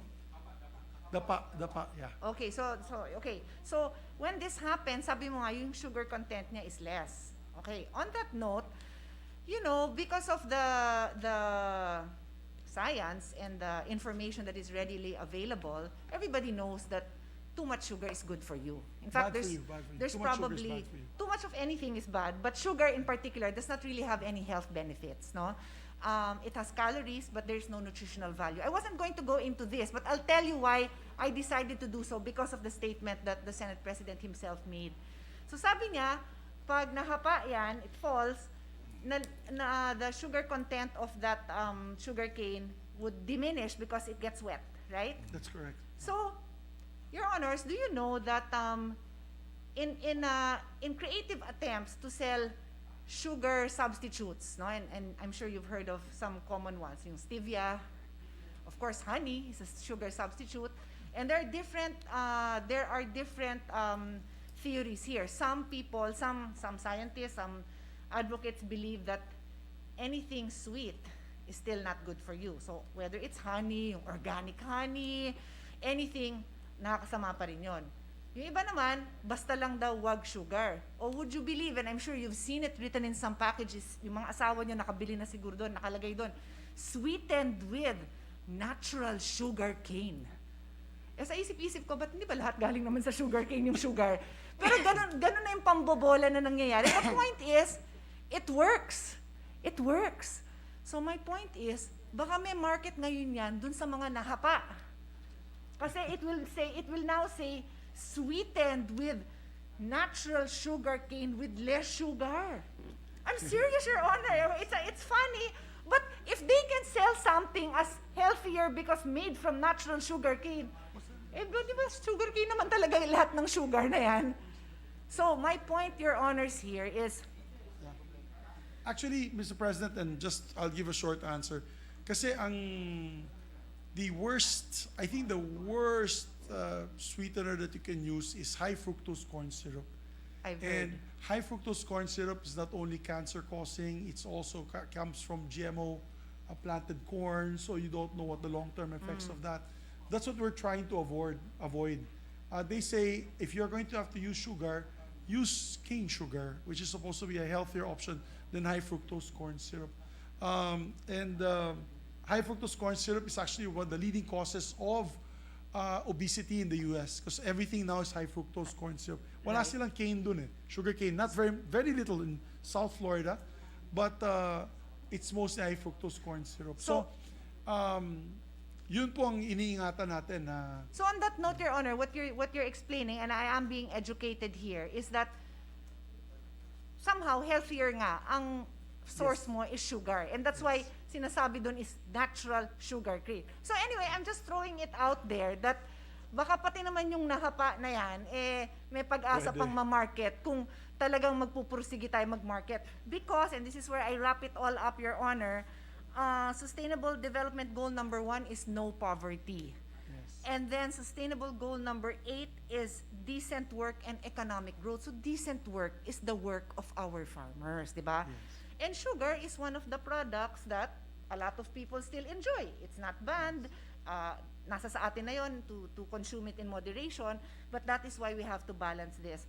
Now, before I wrap up, and I'll just mention 2 other points, and the Senate President can respond in any way he wants. This is where we need to balance self-sufficiency. Yung ibig sabihin, tayo ang gumagawa ng produktong yon, no? Tayo ang nagtatanim, tayo ang umaani, and yan po ang para sa farmers natin. We balance that with sustainable supply. So, like His Honor said, kung kulang naman talaga, at yun na nga ang question mark, talaga, yung totoo, yung talagang by evidence, kulang, then that's the time na magsusupplement tayo, di ba? And finally, stability of prices. Again, kung talaga namang may shortage, that's the time na i-explore natin to. So I just want to highlight na ito yung mga tinitingnan natin. Self-sufficiency, para yan sa bansa at para sa trabaho ng ating mga farmers, sustainability of the supply, and stability of prices, Your Honor. And the last point I want to mention is Republic Act number 1085845 on Anti-Agricultural Smuggling Act of 2016. Sabi dito in Section 3, large-scale agricultural smuggling as economic sabotage. The crime of large-scale agricultural smuggling as economic sabotage involving sugar, corn, pork, poultry, garlic, onion, carrots, fish, and cruciferous vegetables in its raw state or which have undergone the simple process of preparation or preservation for the market with a minimum amount of 1 million pesos or rice with a minimum amount of 10 million pesos as valued by the BOC is committed. So, Your Honor, again, nag-uusap nga kami ng seatmate ko, si Senator Padilla nga, na I will leave it up to him and Senator Bato to explain, if they want to explain, what forms of punishment was crossing their mind. Ang sa akin lang na contribution dun sa discussion na yan, it's punishable nga, di ba? And katulad nga po ng sinabi nyo na at least merong isang opisyal na nag-resign. Dalawa na ba? Parang may pangalawa na yata. Dalawa na po. Dalawa na ang Out of the nag-tender four, ng yes. resignation. Pero nakita kong nanggagalaiti kayo sa inis na parang yung iba, deadma lang. And I point this out only because papasa-pasa nga tayo ng batas, pero parang wala man lang katakot-takot, di ba? And I bring that back, and this is where I end, to all the other products and all the other farmers who have been victimized by smugglers. So I leave it at that. I join His Honor, the Senate President. Thank you for bringing this up. This was a most worthwhile use of our time. Thank you. Thank you very much. Maraming salamat po sa ating mahal na kapatid, Senador from Taguig and Pateros, Mr. President. Thank you, Mr. President. Just a very short interjection as made mention a while ago by Senator Pia. Yung stevia po is a plant producer ng sugar, at tayo po ay galing sa lalawigan ng Bulacan na nagse-celebrate ngayong araw na ito ng ika-444 na taon founding anniversary, and I hail from Bukawi. I think it's the largest or the biggest stevia producing sugar in the country, kaya we're very happy about it. Mr. President, at this juncture, I move that we recognize our Deputy Minority Leader, no other than Senator Risa Ontiveros. So move. Senator Risa Ontiveros is recognized. Salamat po, Mr. President. Would the good SP allow me to ask maybe half dozen lang short follow-up questions sa I would be honored. kanilang privileged speech? I'd be honored to answer the questions of our distinguished Deputy Minority Floor Leader. Salamat kaayo, good gentleman. So, like our colleagues, Mr. President, I look with great interest at this SO number 4 and how it came about. Kasi tila may mixed signals sa decision making sa pagitan ng Department of Agriculture at ng Malacanang. Ang tanong ko kasi, Mr. President, would former USEC Leocadio Sebastian issue the order without being given a green light? I don't know. I would not like to make a guess, Your Honor, because people's reputations are in line here. Exactly. So maybe when the time comes, let's ask him why he signed the order on behalf of the president. What gave him the motivation to sign? Was it because he was being told by the industry that there was no longer any sugar? Things like that. I wouldn't know. He may also say that he was told by someone. So anything can happen during this hearing. That's why what is important is we ask him directly. There's also, I believe, a parallel investigation being done by Malacanang on this issue. Thank you, Mr. President, and to the good SP. And indeed, sabi nga ng good SP, reputations are on the line. And speaking of which, si Mr. Sebastian, di umano, ayon sa news reports din, batay sa news reports, career official sila with long years in the Department of Agriculture. Kaya baka maging hula ng iba, he probably would not act without a clear directive. So, Mr. President, kasama ng good SP, gusto ko sana kasing tanungin, sino kaya ang nagbigay ng green light na ito? Would the good SP like to hazard a guess? I would like to guess that it was not the president, because the president was the first one to get angry and stop the order. So definitely it's not the president. If there was anybody who, kung may nag-udyok sa kanya na pumirma dito sa SO number 4 na ito. Salamat, Mr. President. Kaya kasabay ng good SP, I will also, yes, be asking this question of Mr. Sebastian pagdating sa hearing. Sino ang nagbigay ng green light na yan sa kanila? So, not naman once and for all, but for this afternoon, if the good SP would indulge me, alin ang mukhang mas plausible na theory? was Mr. Sebastian given authority to issue an importation order by the Executive Secretary?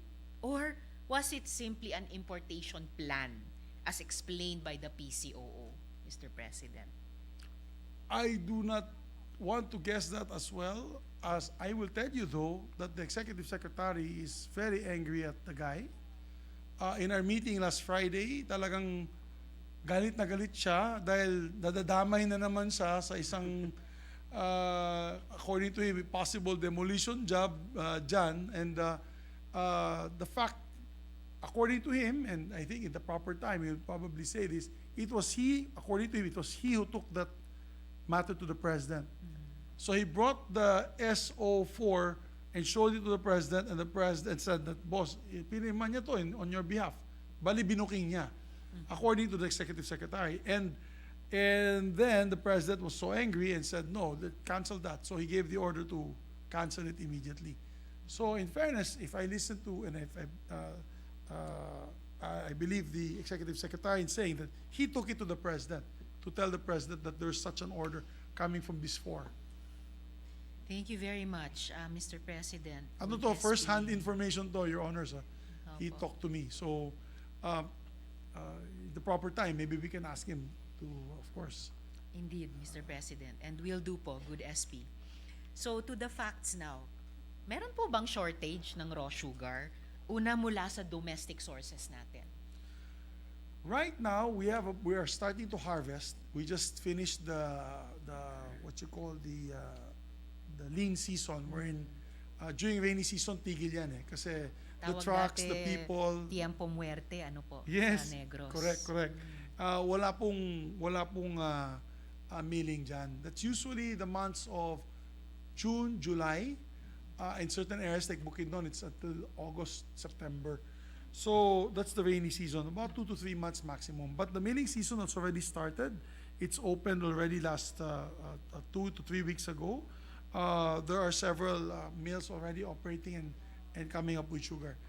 Not to mention the fact that we have 127,000 metric tons hiding somewhere that was imported for this particular purpose of supplying the industrials with their sugar.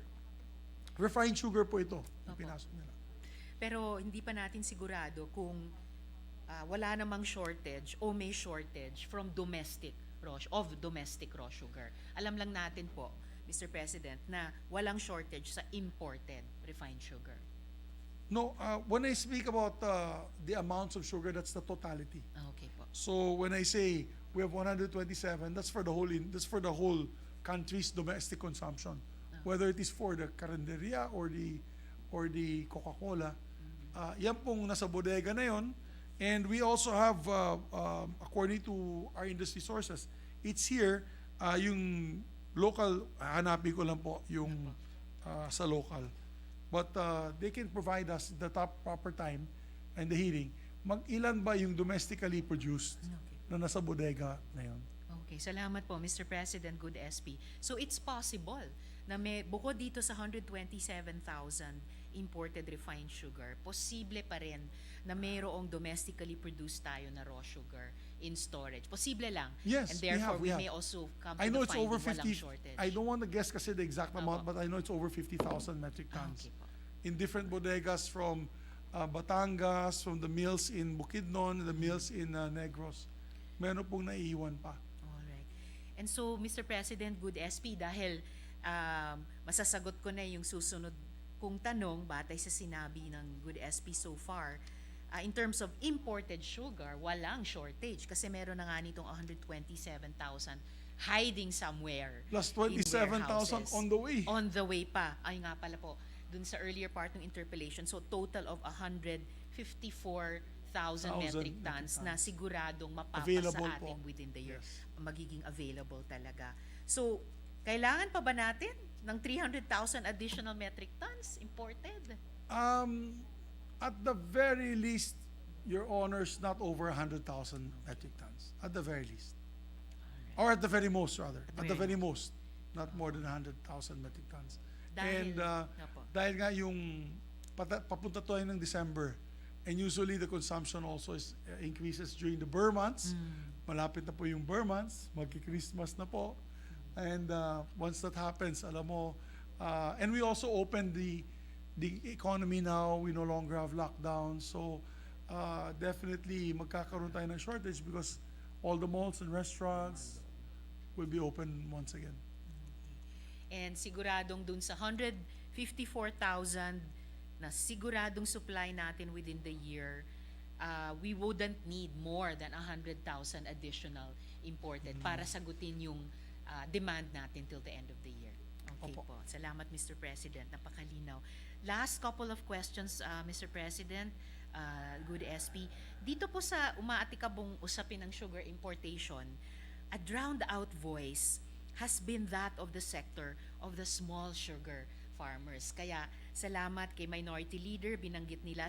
Salamat din sa Good SP dahil binanggit nyo yung isang sektor sa loob niyang small sugar farmers now. Yung pagka-drowned out ng boses nila, so far, at least until this point, concerning po talaga, considering that of the estimated 82,000 growers of sugarcane, at least nung taong 2019, of those 82,000, around 78,276 were agrarian reform beneficiaries na binanggit ng Good SP kanina. Mga ARBs at saka other small farmers, basta yung mga nagtatanim sa 5 hektarya lang ng lupa or mas maliit. Pababa, 5 At pababa, opo.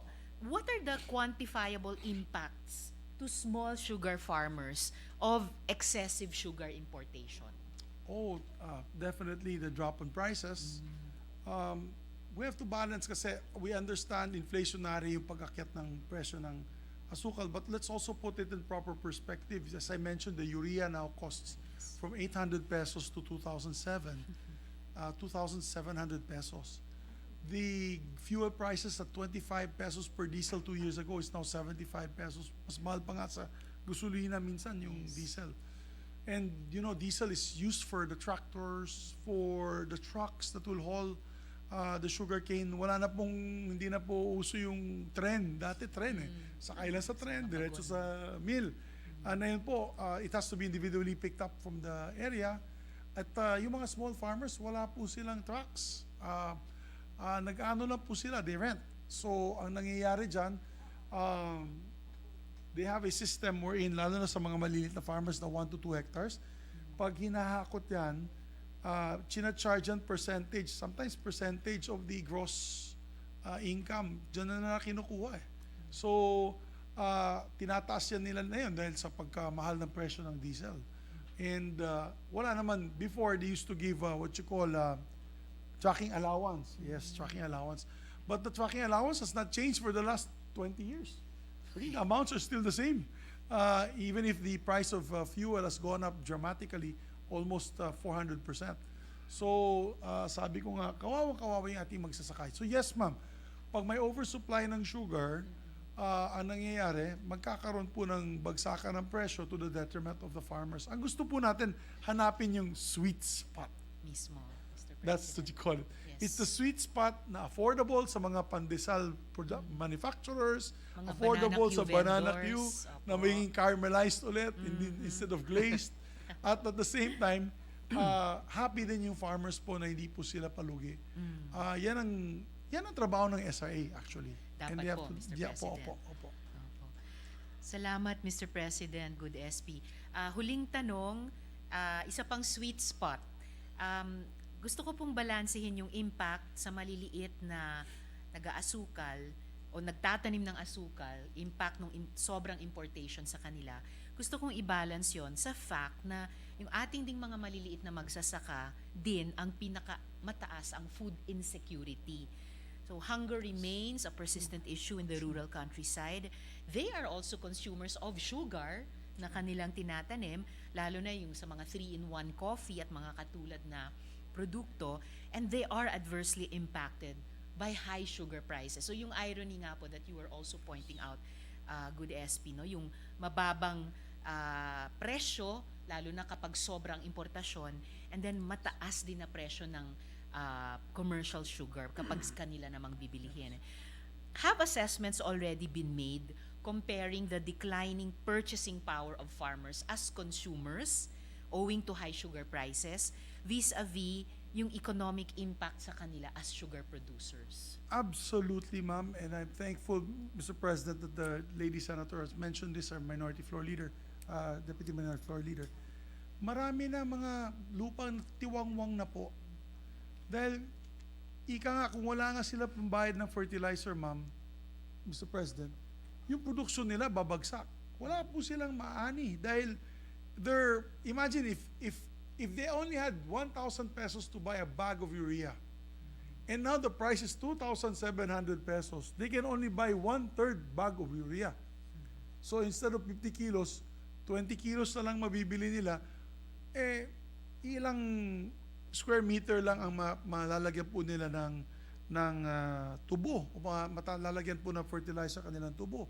Ang mangyayari dyan, they'll become subsistence farmers. In other words, ganito na lang kalit yung tubo nila. Kung sana ganito kalaki, ang tubo nila ganito kalait na lang, parang kogon. Ngayon, pag hinarvest niyan, talagang bagsak ang production nila. Lalong bababa po yung income nila na 30,000 per hectare, pwedeng bumaba ng 20,000 per hectare, which means basically 1,700 per month. So mangyayari po dyan talaga, lalong babaon sila sa utang, lalong babaon sila sa kahirapan, and kaya, if you notice, marami pong nakatiwangwang din lupain sa Pampanga, sa Tarlac, sa Negros, even in Bukidnon, inabandon na nila po yung sugar farms sila. They work abroad. They go as OFWs, they buy, kagat na lang po ng patalim, di ba? Kaya doon na lang po sila sa abroad. O yung anak, pinapa-abroad. So that is the problem, ma'am. And that's why there's a phenomenon also na wala na masyadong sugar workers who don't want to till the fields. And it's they're subject to more abject poverty. And that's why kailangan po natin ayusin yung merkado para may merkado po ng ating mga magsasaka. Para sa ganun ay hindi po sila mawawala ng pag-asa at may bibili po ng produkto nila. Maraming salamat, Madam President, at sa Good SP for delivering this privileged speech na siguro isa sa mga kanina sinabi ko umaatikabong issue, isa sa mga siguro complex pero importanteng issue na kung makatulong ang Senado na sagutin siya ng maayos, finding that sweet spot among contending factors or issues, ay makaka-unlock ng greater productivity at saka sana more equitable development sa kanayunan. So maraming salamat, Madam President. Dagang salamat. Good Thank you. And maybe just a final point on our distinguished colleague. Alam mo sa Negros at alam po ng ating mahal na Deputy Minority Floor Leader to, we have a group called Alter Trade. These are a group of agrarian reform beneficiaries that are maximizing the use of the sugar produce that they make. They do banana chips with the sugar. They make high value products out of their production of sugar.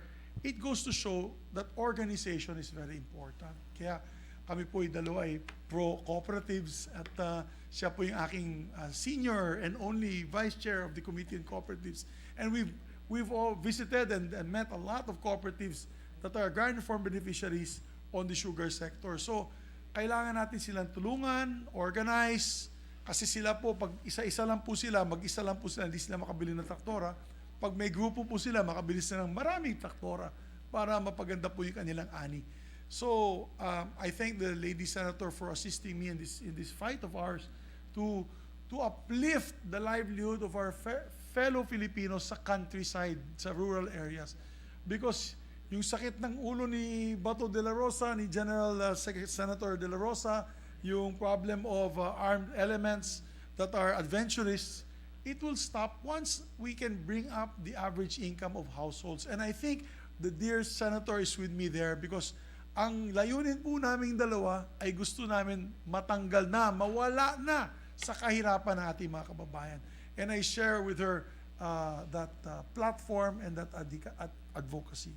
Indeed, Madam President, Good SP, at magandang halimbawa yung alter trade dun sa vision na sinabi ni Good SP dahil yung may mga miyembro din sila sa kanilang hanay na years ago involved dun sa internal armed conflict. That's correct. Opo, pero nakahanap sila ng isa pang sweet spot, a way back to a peaceful way of life sa pamamagitan ng pagpapaunlad ng kabuhayan. Many of them are former commanders and combatants.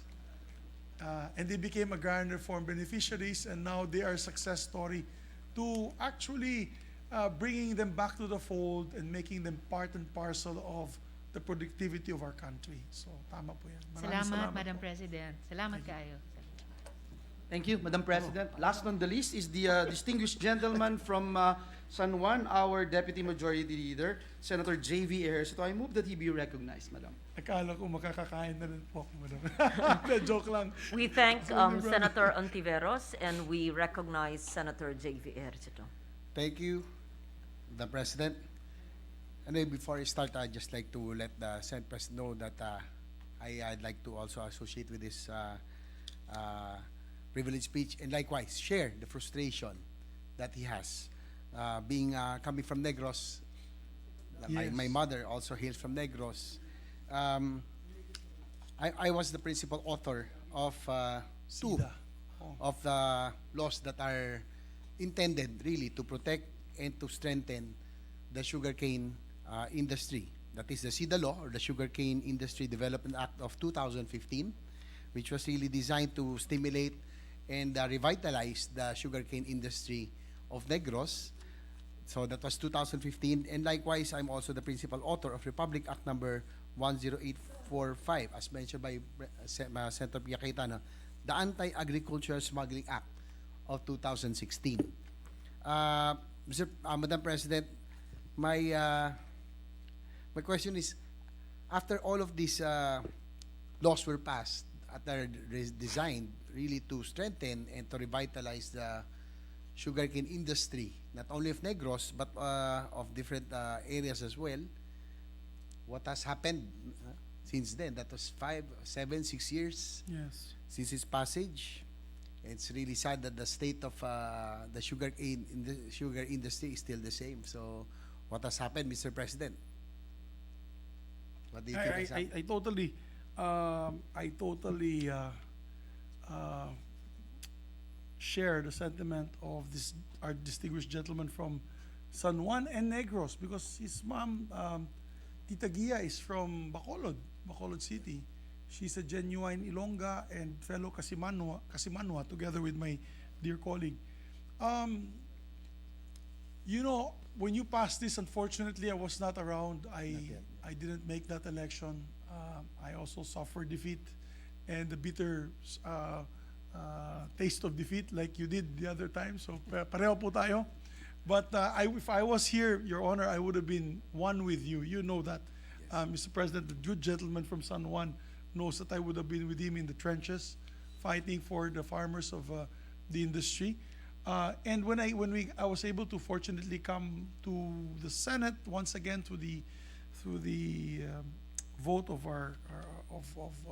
those who voted for me in the last election in 2016, I had the opportunity to see the non-implementation of your SIDA law, because in the initial year, and I know the minority leader was here with us, initial year, bigyan po ng under the law 2 billion. 2 billion, yes. Tapos the succeeding year, wala na. Ginawa ng 1 billion, tapos lumit, may isang taon yata, 800 million na It's lang. actually 700 million to be exact. There you go. From 2022 I budget. stand corrected. It was 700 million.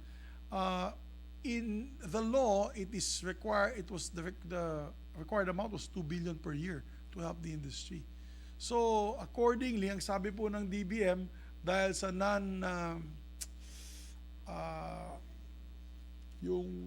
hindi yung tamang Unutilization. paggagastos, utilization, underutilization, that is the right term, of the funds.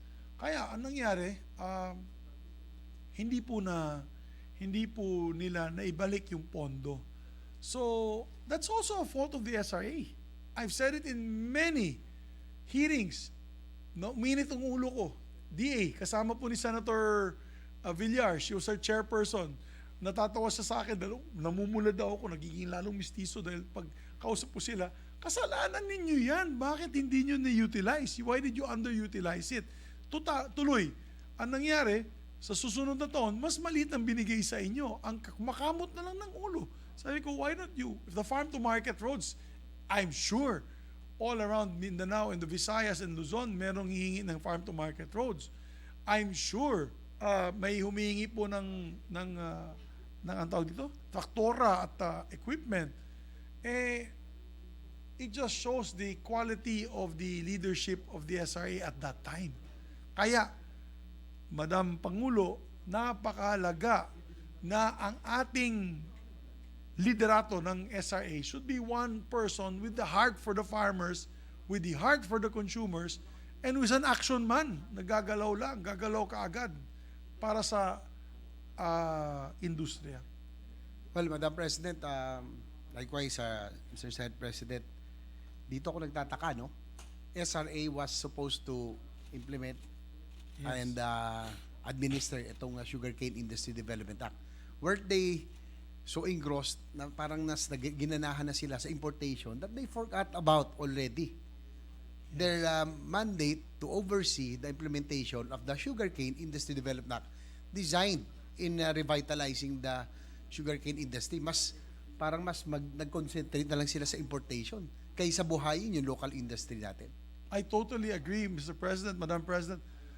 Katulad ng binanggit ng ating mahal na Senador Pia Cayetano kanina, we have so many good laws. Ano ba yan? That was perfect with the SIDA law and of course the Anti-Agricultural Smuggling Law, Mr. President. Anti-Agricultural Smuggling Act, which are now just footnotes in the law schools to be studied but not implemented.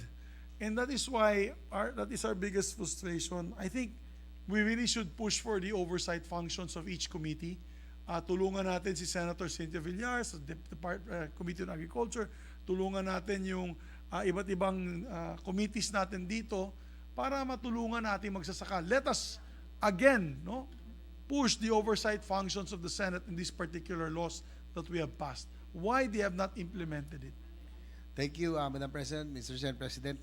I know that we have to go already and enjoy our merienda. But last point already is that as the principal author of these two measures that are really designed to strengthen our local agriculture industry, particularly sugarcane industry, I really am frustrated, Madam President, because 6-7 years after its passage, tama ho kayo, Mr. Senate President, parang naging footnote na lang sila sa mga law lessons, law schools, no?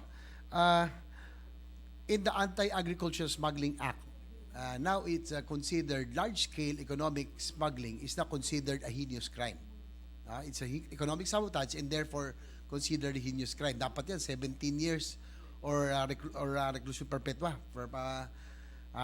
and also fine, no? That's kasi ang rational diyan, pag pinagkait mo ng hanap buhay ang magsasaka, if their spending power is less, yung purchasing power nila, buong ekonomiya apektado. That's why it's economic sabotage. Ang question ko na lang, those people who are involved right now in this SRA fiasco, Mr. President, do you think they are guilty of economic sabotage or violation of anti-agricultural smuggling law? Well, Madam President, if the findings of the Blue Ribbon Committee point to that, there's a deregulation of their duties, usurpation of authority. There was a plan by these importers to, if they give a poor reason whatsoever, they don't give a reason why they didn't release it when they're supposed to, and it manipulated the prices of these particular products. That's part of your law, Madam President. Then the committee, through our members, to us, can come up with a recommendation of filing the proper charges to the Ombudsman para gumalaw na po tayo. Let's not be reactive, let's be proactive, Your Honors. And I know, first of all, I'm so happy that you came back, Your Honor. You know that. Madam President, I'm so happy that the gentleman from San Juan and Negros has come back because he has several laws that have been not implemented at optimum capacity. This is his housing law, his universal health care law, yung SIDA law and the anti-smuggling law that this gentleman has so diligently passed in the past Congresses. Let us use our oversight functions, Madam President, and support this gentleman in making sure that these laws are properly implemented. Thank you, Madam President. And likewise, I'd like to commend the Senate President for bringing this up. I guess both of us coming from Negros, I hope that we can both work together in making sure that these things don't get away, so that we can really revitalize and strengthen the sugarcane industry all over the country, and it's particularly Negros. Thank you, Madam Thank President. you very Mr. much. Senate Thank you President. to my distinguished colleague, fellow seatmates, sir. Thank you. Thank you. Madam President, at this juncture, I move that we refer the privileged speech of our distinguished Senate President, Juan Miguel Zubiri, to the Committee on Accountability of Public Officers and Investigations as primary committee and Committee on Agriculture as secondary committee. I so move, Madam President. So referred. Thank you. Thank you, Madam President. May I move for 1 Senate minute suspension? Session is suspended. Thank you.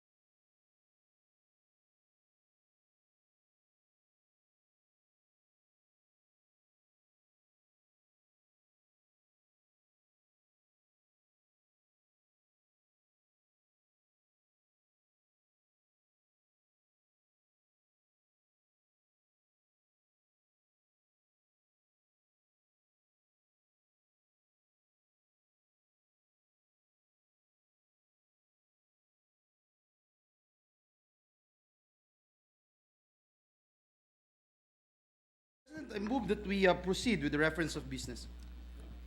With there being no objection to the motion of the majority floor leader, please proceed, dear Secretary. Reference of business, committee report. Committee report number 1, prepared and submitted by the Committee on Rules on proposed Senate Resolution number 139 with Senators Villanueva and Gatchalian as authors thereof. Resolution amending Rule 4, Section 6 and Rule 10, Sections 13 and 18 of the Rules of the Senate, recommending its approval, taking into consideration PS Res number 93, sponsor Senator Villanueva. To the calendar of ordinary business. Mr. President, with the permission of the body, I move that we transfer from the calendar for ordinary business to the calendar for special orders Committee Report number 1 on proposed Senate Resolution number 139 entitled Resolution amending Rule 4, Section 6 and Rule 10, Sections 13 and 18 of the Rules of the Senate. So moved, Mr. President. There being no objection to the motion of the majority floor leader, the motion is approved. Thank you, Mr. President. Mr. President, I move that we consider PS Resolution number 139 as reported out under Committee Report number 1. So moved, Mr. President. There being no objection to the motion of the majority floor leader, the motion is approved. And We ask the request Secretary, yes, to read read the title of the measure. title of the resolution. Resolution amending Rule 4, Section 6 and Rule 10, Sections 13 and 18 of the Rules of the Senate. Mr. President, to sponsor the measure, may I be recognized as the Chair of the Committee on Rules to deliver my sponsorship speech, Mr. President. Our distinguished majority floor leader is recognized. Thank you, Mr. President. Mr. President, distinguished colleagues, it is my honor and privilege to sponsor the very first committee report of the 19th Congress, Committee Report number 1 under proposed Senate Resolution number 139. This is the amendment to our Senate rules, specifically Rule 4, Section 6 and Rule 10, Section 13 and 18. Mr. President, the Committee on Rules convened last Tuesday, August 9, to discuss the proposed changes to our rules. To begin with, we discussed the roles of our deputy majority leaders and deputy minority leader who will form part of the membership of all the committees. In addition, Mr. President, the Committee on Rules has decided to divide the Committee on Basic Education, Arts and Culture into two committees, the Committee on Basic Education and the Committee on Arts and Culture. By having a committee solely focused on the basic education system and in view of the enactment of Republic Act number 11899, otherwise known as the creation of a second Congressional Commission on Education, or EDCOM-2, the committee can thoroughly look into the reforms in education and the much-needed review of the K-12 curriculum. On the other hand, the creation of the Committee on Arts and Culture will help us further legislate laws for the protection, preservation, and promotion of the cultural, artistic, and philosophical heritage of our country and our people. Furthermore, Mr. President, a committee dedicated to our overseas Filipino workers will be carved out from the Committee on Labor, Employment, and Human Resources Development. Mr. President, the new committee will be mandated to legislate laws related to the protection of rights, safety, and well-being of our modern Filipino heroes. This is also to support the Department of Migrant Workers, which we worked very hard during the 18th Congress. In conclusion, Mr. President, we also widened the scope of the Committee on Cultural Communities to include matters relating to our fellow Muslim brothers and sisters. Mr. President, as to the requests of our committee chairpersons to increase the number of membership in the respective committees, the Committee on Rules authorized this representation as the chairperson of the Committee on Rules to act on these requests as he deemed fit and meritorious. In view of the foregoing, Mr. President, we propose to amend Rule 4, Section 6 and Rule 10, Sections 13 and 18 of our Senate rules as reflected in Committee Report number 1. Thank you very much, and may God bless us all, Mr. President. Mr. President, I now move that we open the period of interpellations if there are any other questions regarding this. The motion is to open the period of interpellation. Since there are no interpellators. Yes, Mr. President, there being no member who wish to interpellate on the measure, I move that we close the period of interpellations. There being no objection to the motion is approved. Thank you, Mr. President. Mr. President, with the consent of the chamber, I now move to open the period of amendments. So move, Mr. President. There being no objection to the motion is approved. Mr. President, I move that I be recognized To propose some amendments.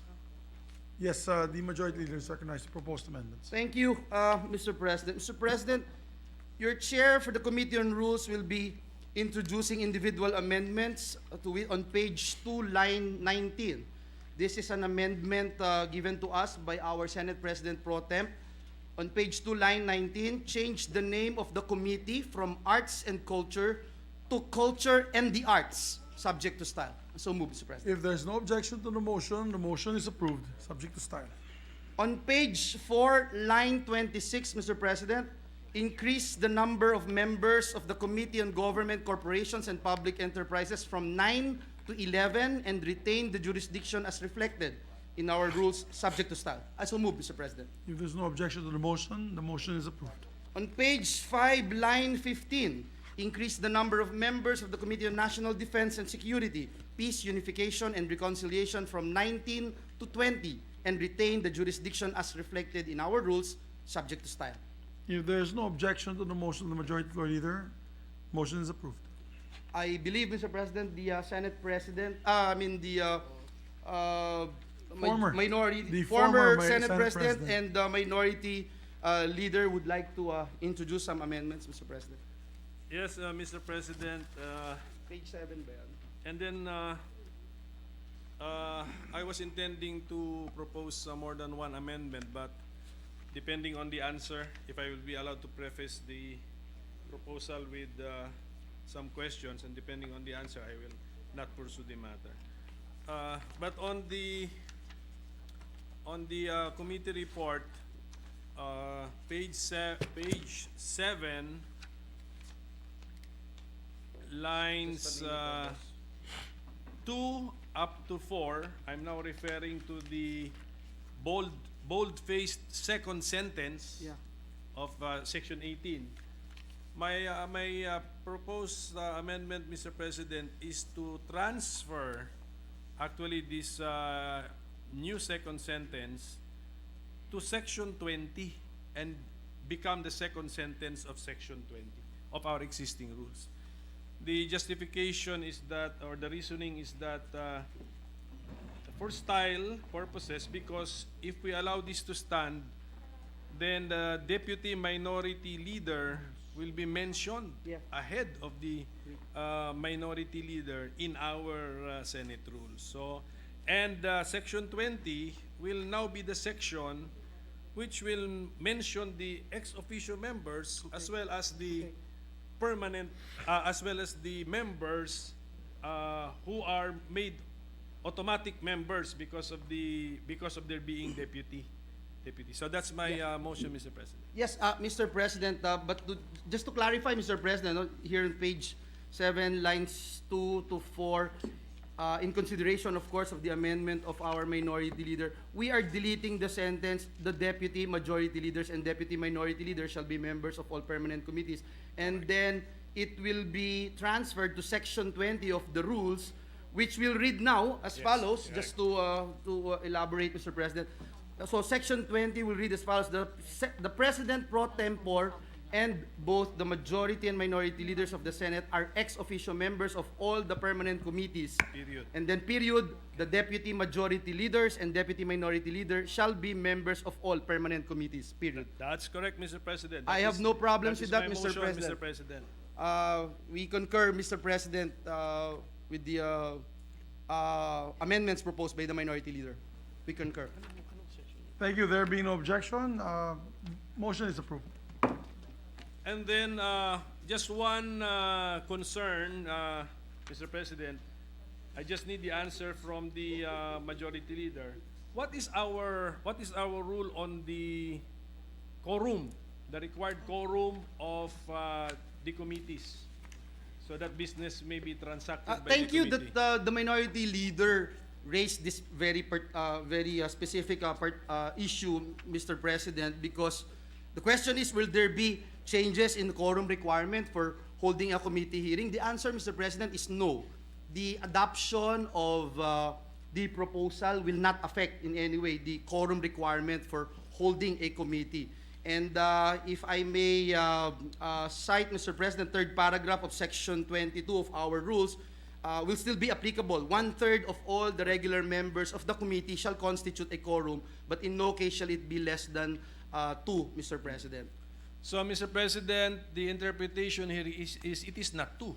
It is 1/3 of the number of members. Am I correct, Mr. President? Yes, Mr. President, The 1/3. the quorum is not 2, but 1/3 of the membership of the committee. Is But that it correct, says here, Mr. President, but in no case shall it be less than 2. Correct, Yes. but it's not. It's not 2. Yeah, not So the 2. presence of 2 members of the committee does not Yeah. provide the quorum. It must be 1/3 of the members. Actually, yung last phrase rendered moot and academic because we have increased the membership. But kaya that's why I will not propose for its deletion. We can retain that, but Yes. just if it is clear that the quorum is not 2. Am I correct, Mr. President? It is Yes. 1/3 of the. Yes, Mr. President, as mentioned by this representation, 1/3 of all the regular members of the committee. So if, Yes. that's on record. That's the interpretation of the minority as well as of the majority. So that means it must be the interpretation of the entire body, Mr. President. And then we have some observation about Section 24 on who must approve the report. But then we will just so that it can be subjected to discussion at committee level, we will just propose Thank you. our amendment in a resolution so that the majority leader can schedule this in a meeting of the Rules Committee, because my amendment is maybe just a clarificatory one, and it can wait, Mr. President. So Thank you. no Thank you. urgency regarding that amendment. So that would be all, Mr. President. That would be We'd all. like to Thank you, and we the thank minority the floor leader. minority leader for that, Your Honor. Mr. President, with no other individual amendments, I move to close the period of individual amendments. I so move, Mr. President. There will be no, may we recognize a distinguished colleague from Davao and Mindanao, Senator Ronald Bato de la Rosa. Just parliamentary inquiry, Mr. President. Regarding the quorum, what will happen to our practice that every time we conduct our committee hearings, we just ask one of our colleagues, please come over to provide me a quorum. So that will no longer be applicable, Mr. President. No, actually, our distinguished minority floor leader, if I'm not mistaken, will have a succeeding hearing to probably iron out that particular issue. But for the meantime, we can do the status quo dahil hindi naman siya nag-propose na amendment, Your Honor. So status quo, Mr. President. Yes. So two is still a quorum. Mr. President, first, we did not touch any of that provision in our rules, Mr. Silent President. lang There yata are tayo. some committees with just 7 members, Mr. President, so we just need at least 2 members if there's only 7. So, Mr. President, again, we have not taken into consideration changing our rules, Mr. President. So On it's that still the particular same. issue. On that On that- particular issue. so So status quo. no changes, Mr. President, has been made insofar as yung pag-determine ng quorum, Mr. President, in our committees. Thank you. We are clarified with the answer of the majority floor leader. And I believe you have committed to the minority floor leader of another hearing to discuss this eventually and to put that on record. But in all honesty, mahirap kumuha ng quorum ng 1/3. Kasi iisa pa ka lang nga, hanap ka ng quorum eh. So medyo mahirap talaga. In practicality, being in practical terms. Mr. President. Yes, if I yes, may, Your Honor. That's why I raised that issue because alam naman natin talaga, Mr. President, if we are going to change the status of the quorum, pag full blast na yung ating operations, lahat na merong committee hearings, you can hardly even get another senator to provide a quorum. So Yes, I the hope good that will be minority floor considered leader. by our colleagues, Mr. Yeah, President. no. We are just very practical here. Yeah, no, the good minority floor leader had said we'll discuss it in another hearing, and he did not propose any amendment to the rules, so it is status quo. Thank you, Mr. President. Thank you. Mr. President, I also, Yes. may I be recognized? Yes, Mr. of course, our President? distinguished I also colleague would from like to, San Juan, Senator Estrada. support the sentiments of our colleague here, Senator De La Rosa. Since if we schedule a hearing on a Thursday or even on a Friday, there will be no senators here present.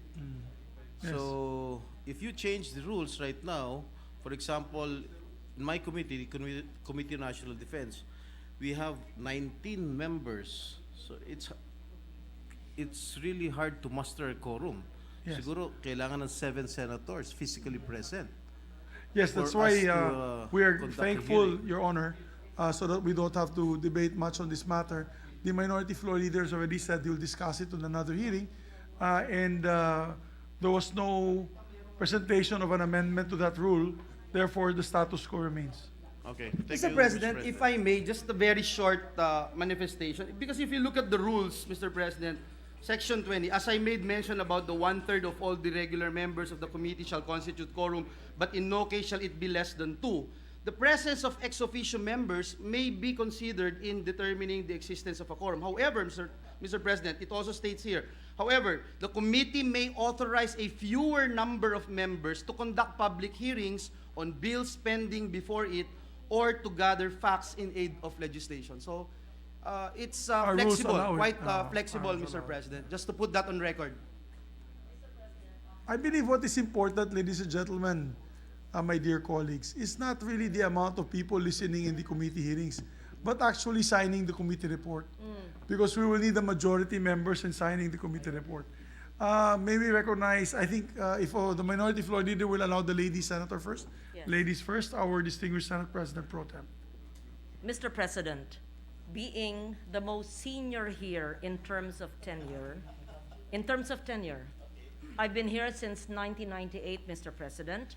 May I just state that the rules may not have changed, but in every committee hearing I've attended since 1998, the 2/3 number of members was not really counted. We were not very literal about the rules, but because of the more than 30 committees which we chair, and we're only 24, and there was a time when we were even less than 24, we interpreted the rules loosely, I can't find a better, liberally, to accommodate the time of our colleagues. There was many times, Mr. President, I would sit in a committee room with the speakers there, the resource persons, and I would have to go to the next committee hearing or call a colleague so that the colleague can provide quorum but leave after 1 minute, just so that we could comply with at least 2 persons. I humbly suggest, Mr. President, that we do not amend the rules, but we can interpret it if the need arises when there's a lack of warm bodies because of simultaneous hearings. I'm just expressing to you based on experience for more than 2 decades in this chamber. But to touch the rules may not be necessary, but even during the time of the father of the minority leader, whether he was in the majority with me or at a time when he was minority leader, we had the same rules, but we allowed hearings to be conducted with just 2 members.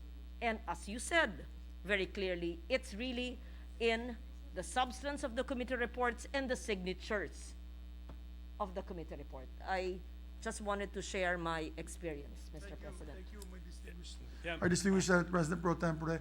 Our minority floor leader. Yes, is recognized. that's why, Mr. President, since we are actually proposing changes to our rules. If the rules do not reflect practice, what's wrong with changing the wording of the rule to reflect practice? That's within our power.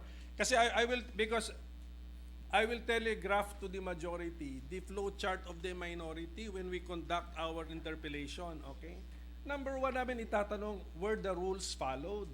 Or the Senate rules followed? Yan ang number 1 namin. Number 2, saka na if it's constitutional. Number 3, saka na yung wisdom of the measure. Yun po yung flowchart ng aming itatanong sa inyo. Isa number one pa lang, were the rules followed? Tatanong namin sa committee hearing, ilan ang nag-attend? Was there a quorum? Yun po ang problema. Pero we're open to making things easier, but we make it on paper na talagang ganun because that's our commonality. Babalik tayo ng babalik sa rules, yun ang aking point. So, for example, sa hearing kanina ng Committee on Health, nakapito, 8 yata si Senator Bongo. Clearly, within the quorum. Senator Robin Hood Padilla, Committee on Public Information, 5. Definitely, more 15, 30% ng 15 yun. One-third ng 15 yun. More than the number of regular members. So, kaya pong gawin. Ang technique siguro, di ba, sinususpend pag hindi mo matapos yung, kunyari, 8 measures ang naka-agenda, you suspend. So that you can even resume by your lonesome sa next hearing mo kasi sinuspend mo because you got a quorum. And then yung last sentence kasi, Mr. President, of Section 24, Paragraph 4, yung the committee may authorize a fewer number of members to conduct public hearings. That is after the committee has attained a quorum, a valid quorum. Ganun po yun. One point that I'd like to thank Minority Floor Leader that he's open to doing what is being practiced now. So that's why he mentioned earlier that he'll have another hearing to discuss probably the possible wordings to make those amendments, which actually is the practice that we are doing, tradition that we are doing now. So wala po siyang pinopropose na amendment na yun, nasa status quo po tayo. Pero actually nagpapasalamat ako kay Senator Coco, our Minority Floor Leader, because he already mentioned that to me also. His number one, of course, advocacy in this chamber will be the following of, or the implementation of our rules. Tama po yan. And I agree to that. So, if it's okay with the Minority Floor Leader, we'll take it up on another time. We do the amendment, approve the amendments now, and then maybe we can discuss in the committee level particular amendments that to reflect the practice that we are doing now. If it's okay with the Minority Floor Leader. But yeah, that's why I said that we will not touch this because I asked the Majority Leader what his interpretation of Paragraph 4 of Section 22 is. Yes. And what I heard is what I also interpret it to be. So Yes. there's same interpretation No on the argument. part of the Majority Leader and the Minority Leader. So it's a matter of the Majority Leader convincing the majority that that is the proper interpretation, Mr. President.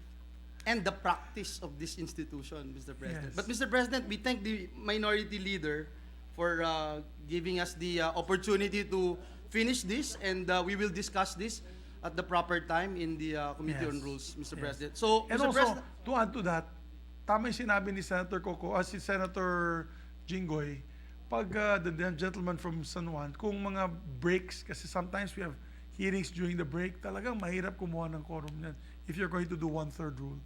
And I don't want to stop the Committee on Women, we don't want to stop the different committees from hearing during the break. So maraming salamat sa Minority Leader and of course to our Majority Leader. thank So you, we Mr. President. move to close? I move to close the period of individual amendments. So move, Mr. President.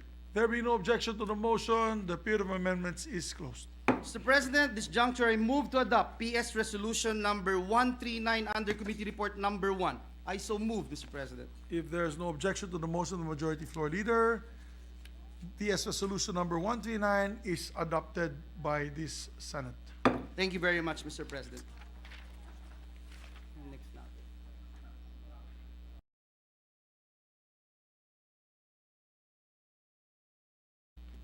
You're the Majority Leader. Yes, sir. Just getting your...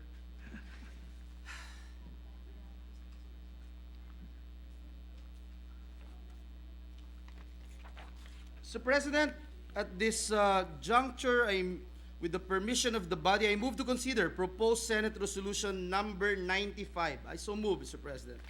There being no objection to the motion of the Majority Leader, the motion is approved. Mr. President, may I request the Secretary to read the title of the measure? So move.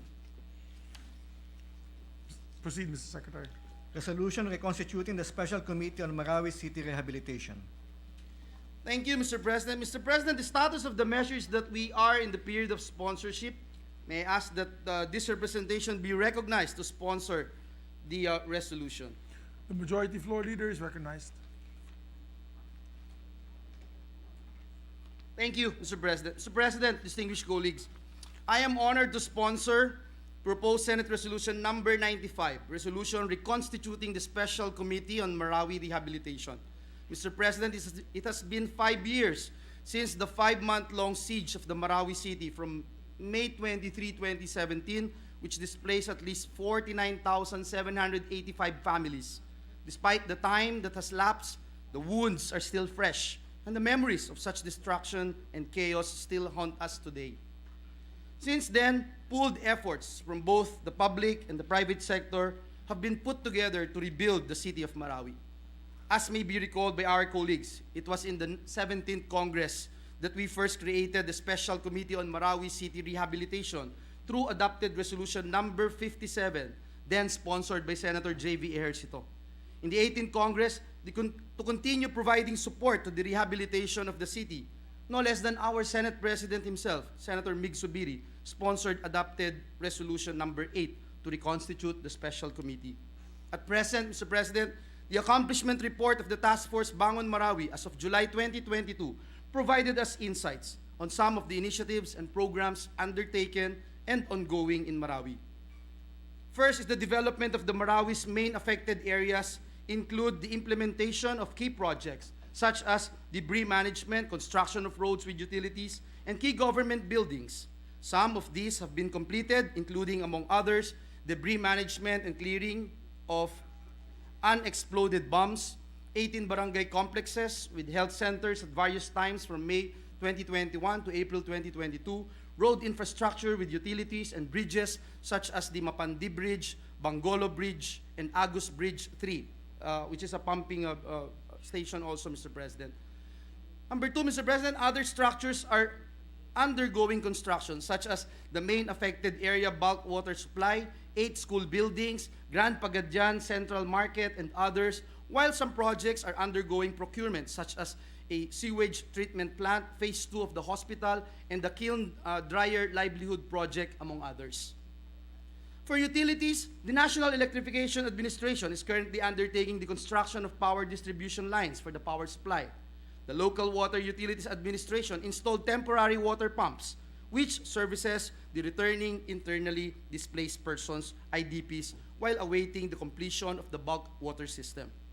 Next is the rehabilitation of 6 mosques, and other undergoing constructions have been reported, including the completion of the Disomangkop Mosque, Darussalam Mosque, and White Mosque.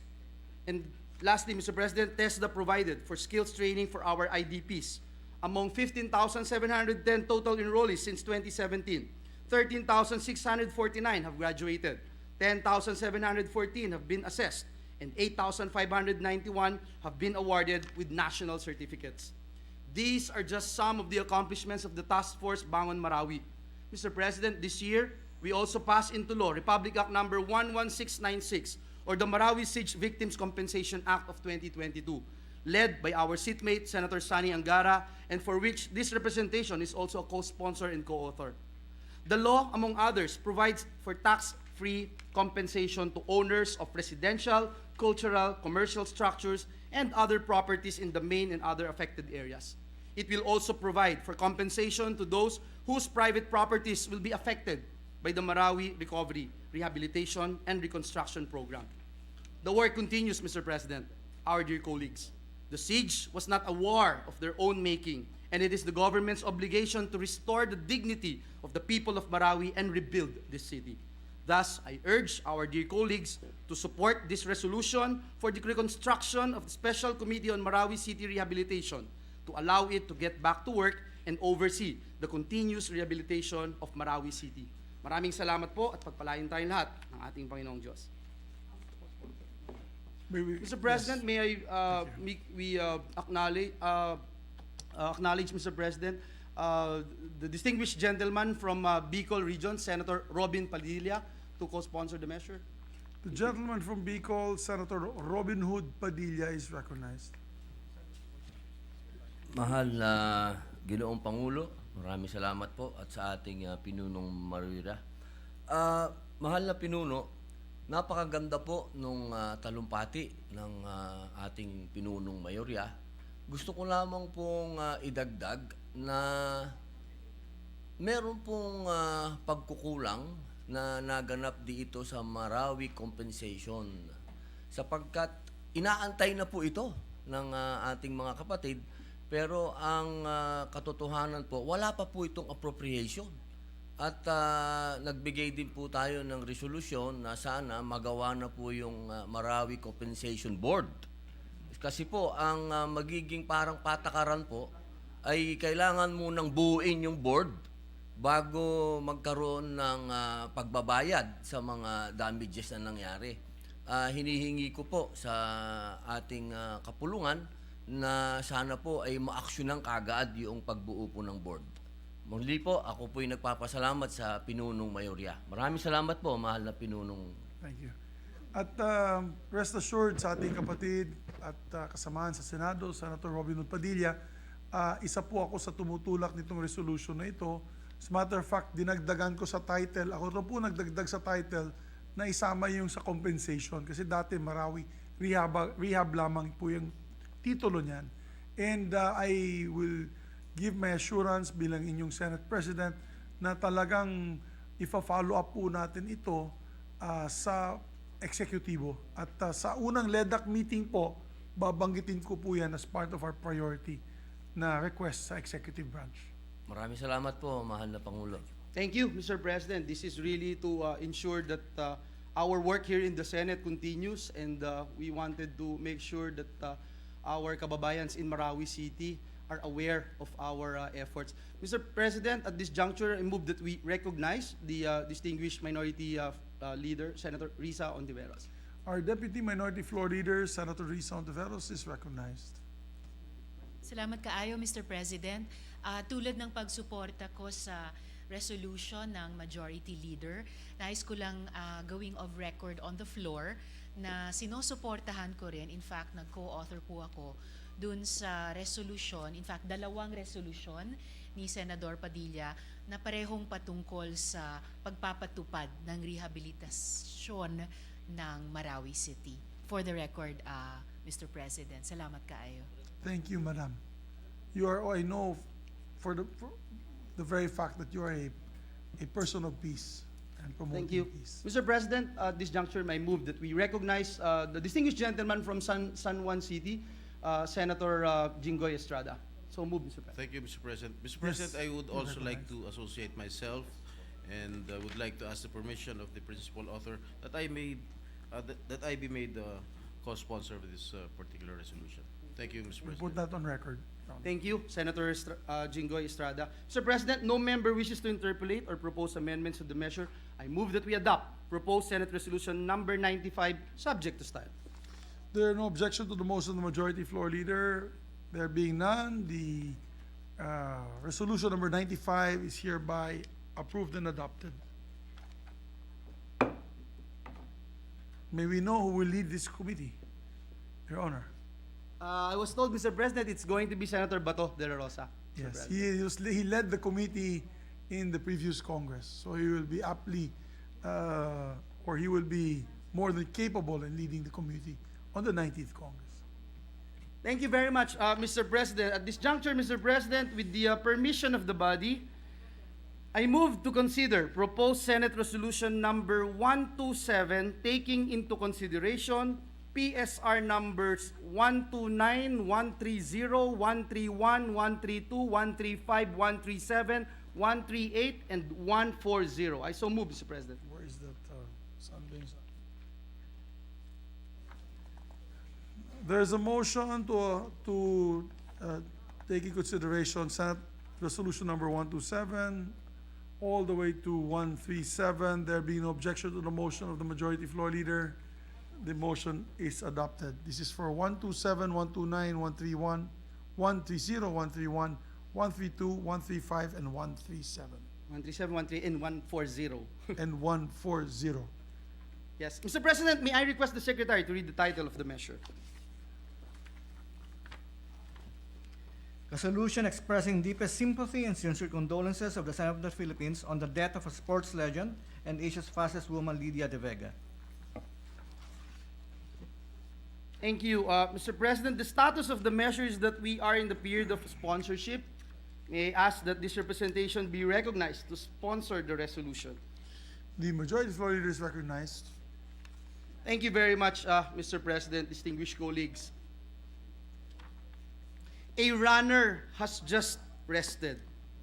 It was definitely hard to hear, but on August 10, 2022, our country has just lost another icon, Lydia De Vega Mercado, also known by her closest loved ones as Ate Jai, joined our Almighty God, the eternal rest she could ever have after running a life worth emulating. To the bereaved family of Lydia De Vega, our deepest sympathies. The entire nation, our fellow Bulakeños, and every Filipino are with your family in this hardest of times. Thank you for lending us the fastest woman in Asia, who chose the longest path of being an athlete and a public servant. Mr. President, while most of us have our own marathons in life, Ate Jai reminded us that the hardest and the longest races are not those that start with a gunfire and end with a finish line ribbon, but the way you lived your life for your country and your countrymen. Born in city of Maykawayan, Bulacan, a legend who brought the Philippines to the pedestal of athletics and sports, Lydia De Vega evoked us of our truest identity as a Filipino. Mr. President, growing up in Bukawi, Bulacan, I look up to Ate Jai as one of my role models. Not only because she was a fellow Bulaqueño, but because she reminded me, Mr. President, of my grandfather, Joaquin Villanueva, who was likewise an Olympic sprinter who represented the Philippines in the Far Eastern Games in the 1920s for 4 consecutive years. Kahit na po ako'y isang basketballista, Ginoong Pangulo, lumaki po akong iniidolo si Ate Jai. Natatandaan ko po, Ginoong Pangulo, noong ako'y elementary days that I have to go from Bukawi to Valenzuela, there were times na makikita ko po siya at kasama si Tatang na tinitrain siya sa MacArthur Highway. At yun po ay nagbigay sa akin ng napakalaking inspirasyon. As the quintessential student-athlete during her days at the Far Eastern University, she served as one of my inspirations to play basketball in the collegiate level.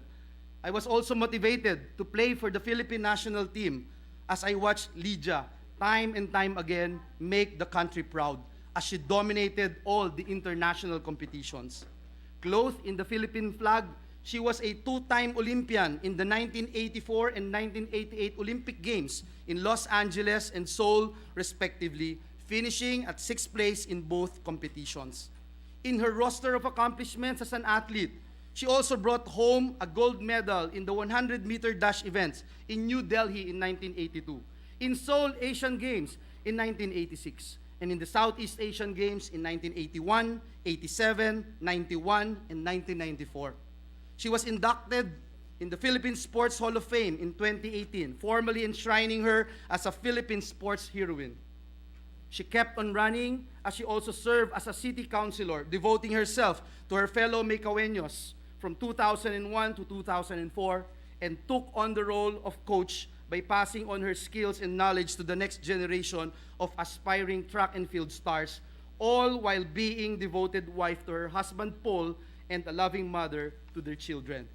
In 2005, she was appointed as liaison officer of the Alliance of Coaches and Athletes of the Philippines with the Philippine Sports Commission.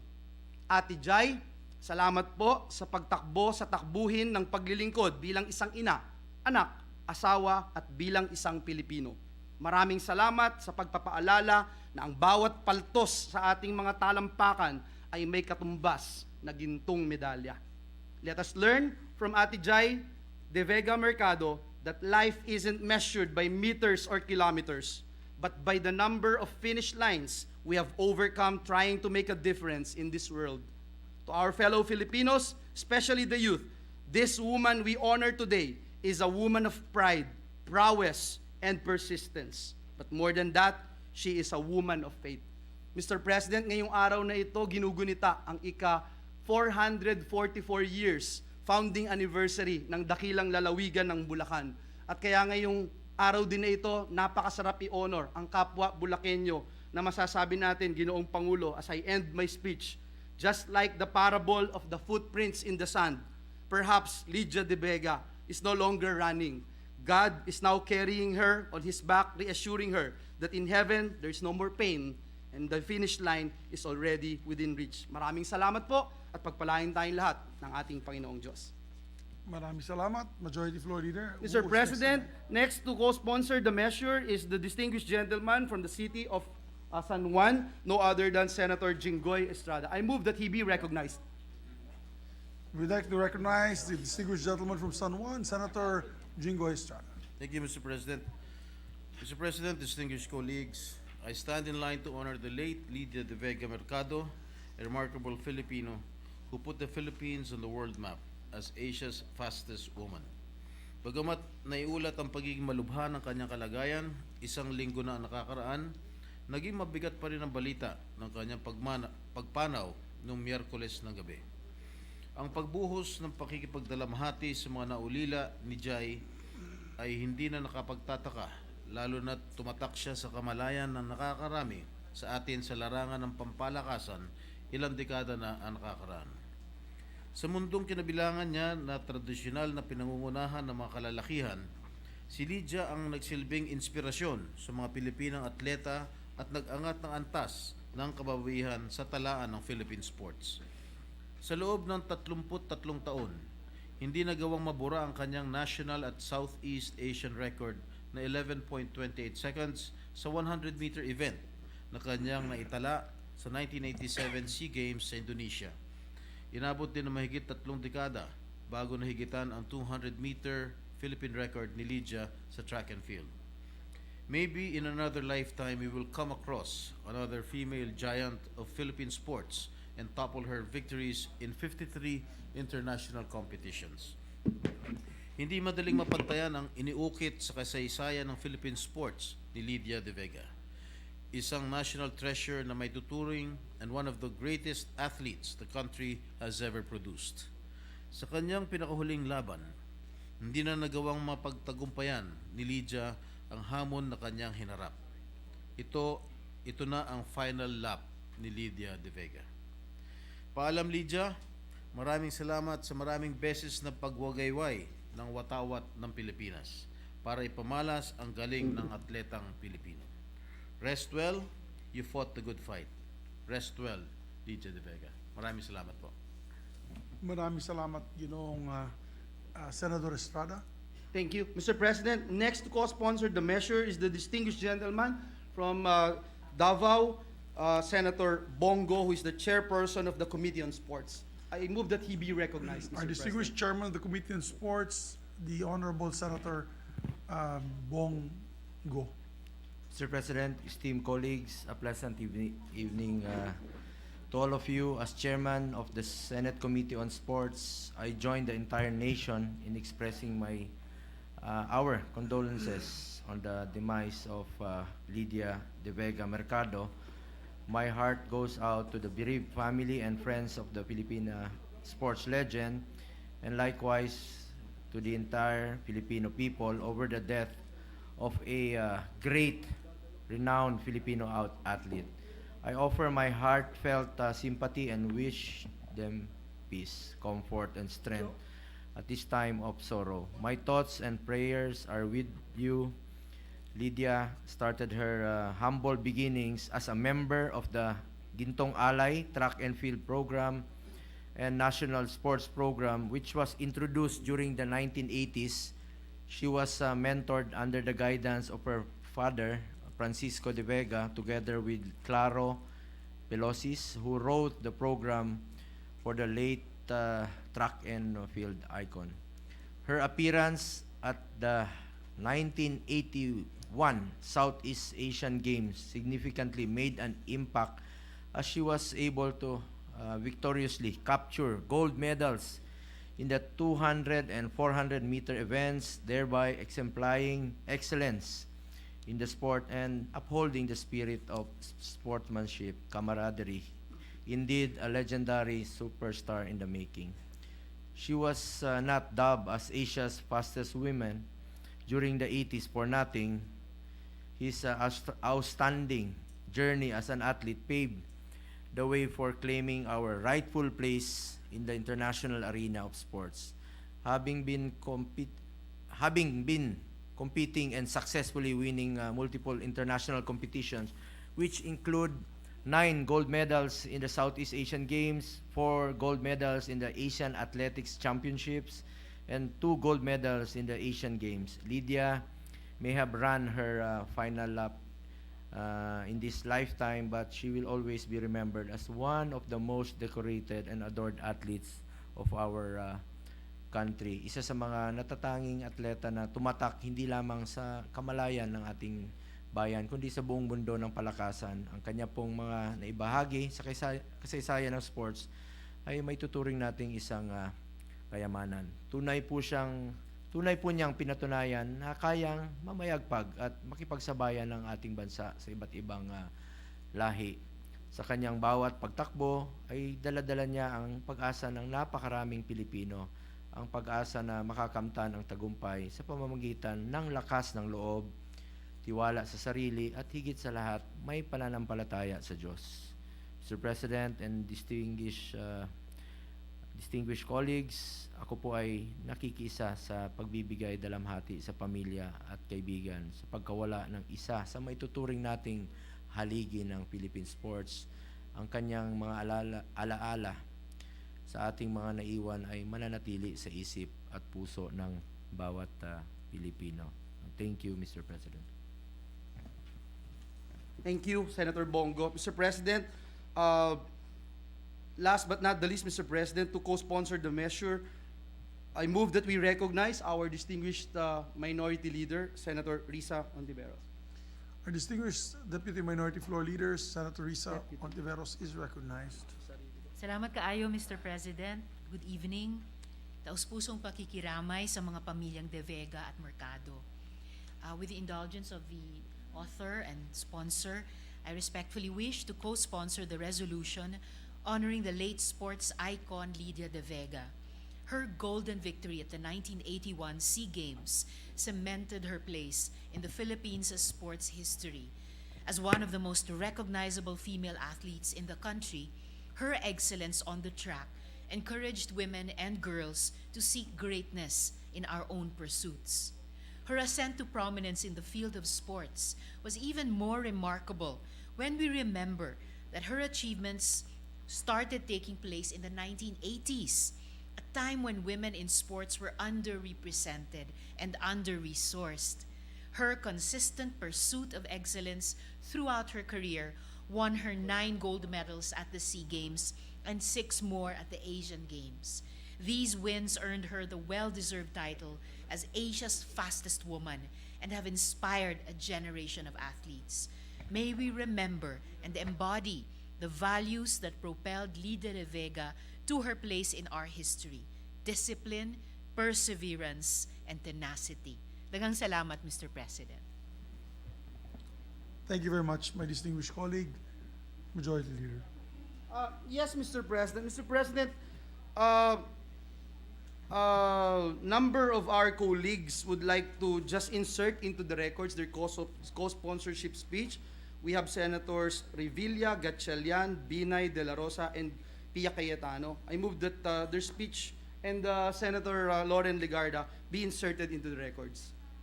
The motion of the Majority Floor Leader is approved.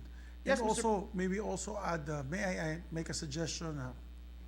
All members be made I'm about to authors. Okay. move, Mr. President, Thank you very that much, sir. all members be made co-author of this resolution. I so move, Mr. President. The manifestation of our dear colleague is hereby noted.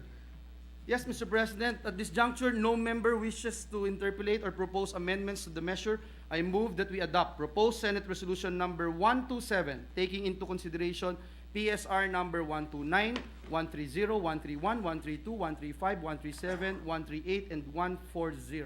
I so move, Mr. President. The motion is that we adopt Senate Resolution number 127, 129, 130, 131, 132, taking in consideration rather these others, 135, 137, 138, and 140. There being no objection, is hereby approved and adopted by the Senate. Thank you, Mr. President. Mr. President, at this juncture, Before we elect, may I just request, I just realized, my Majority Floor Leader, my dear colleagues, we approved PS Resolution number 95 without amending the title. If it is all right with you, my dear colleagues and the Majority Floor Leader, can we make a motion? Can I hear a motion to reconsider? Because the title of the resolution, if I may read, with the permission of the body, Resolution Reconstituting the Special Committee on Marawi City Rehabilitation, we did not include, and I made this a proposal, pero hindi na isama po sa committee nyo, to include Marawi Rehabilitation and Victims Compensation, because we passed the Victims Compensation Act. So that would be, the title would be Resolution Reconstituting the Special Committee on Marawi City Rehabilitation and Victims Compensation, if it's all right with the that, body. Mr. President, I move to reconsider the adoption of PS Resolution number 95. So move, Mr. President. There being no objection to the motion is approved. Mr. President, I was about to move for the amendments of the title of the resolution as stated by the Senate President, unless there are any other. Yes, the motion, Mr. President. Maybe the right motion is to open the period of amendments. Yes, that is my motion, Mr. President. So move. There being no objection, the period of amendments is approved. And if I may, Yes, please. with the permission of the body, Please, Mr. President. to add to the title the words Victims Compensation. So it will read as follows. With the permission of the body, Resolution Reconstructing the Special Committee on Marawi City Rehabilitation and Victims Compensation. Yes, Mr. President. Reconstituting pala. Resolution Reconstituting. reconstituting the Special Committee on Marawi City Rehabilitation and Victims Compensation. Yes. Mr. President, just for the record, on the Yes, part of the minority, we have no objection. Thank you very much, We Your Honor. joined the minority and of course, the motion of the Senate President. I move, Mr. President, that we approve the title. The title, Thank you. Mr. President. And also, if we can, subject to style, include it in the body. When Yes, the Mr. when the President. name is mentioned again, Yes, Mr. we'll include President. it as an amendment to the Yes. body, subject to style. Yes, Mr. President. I Thank so move, Mr. President. There being no objection, the motion is approved. Thank you. Move that we close, Mr. President, the period of amendments. So move. There's no objection to the motion. The period of amendments is closed. Mr. President, I move that we approve and adopt PS Resolution number 95, subject to style. So move. There being no objection, the motion is approved. Thank you very much, Your Honor. Mr. President, thank you very much.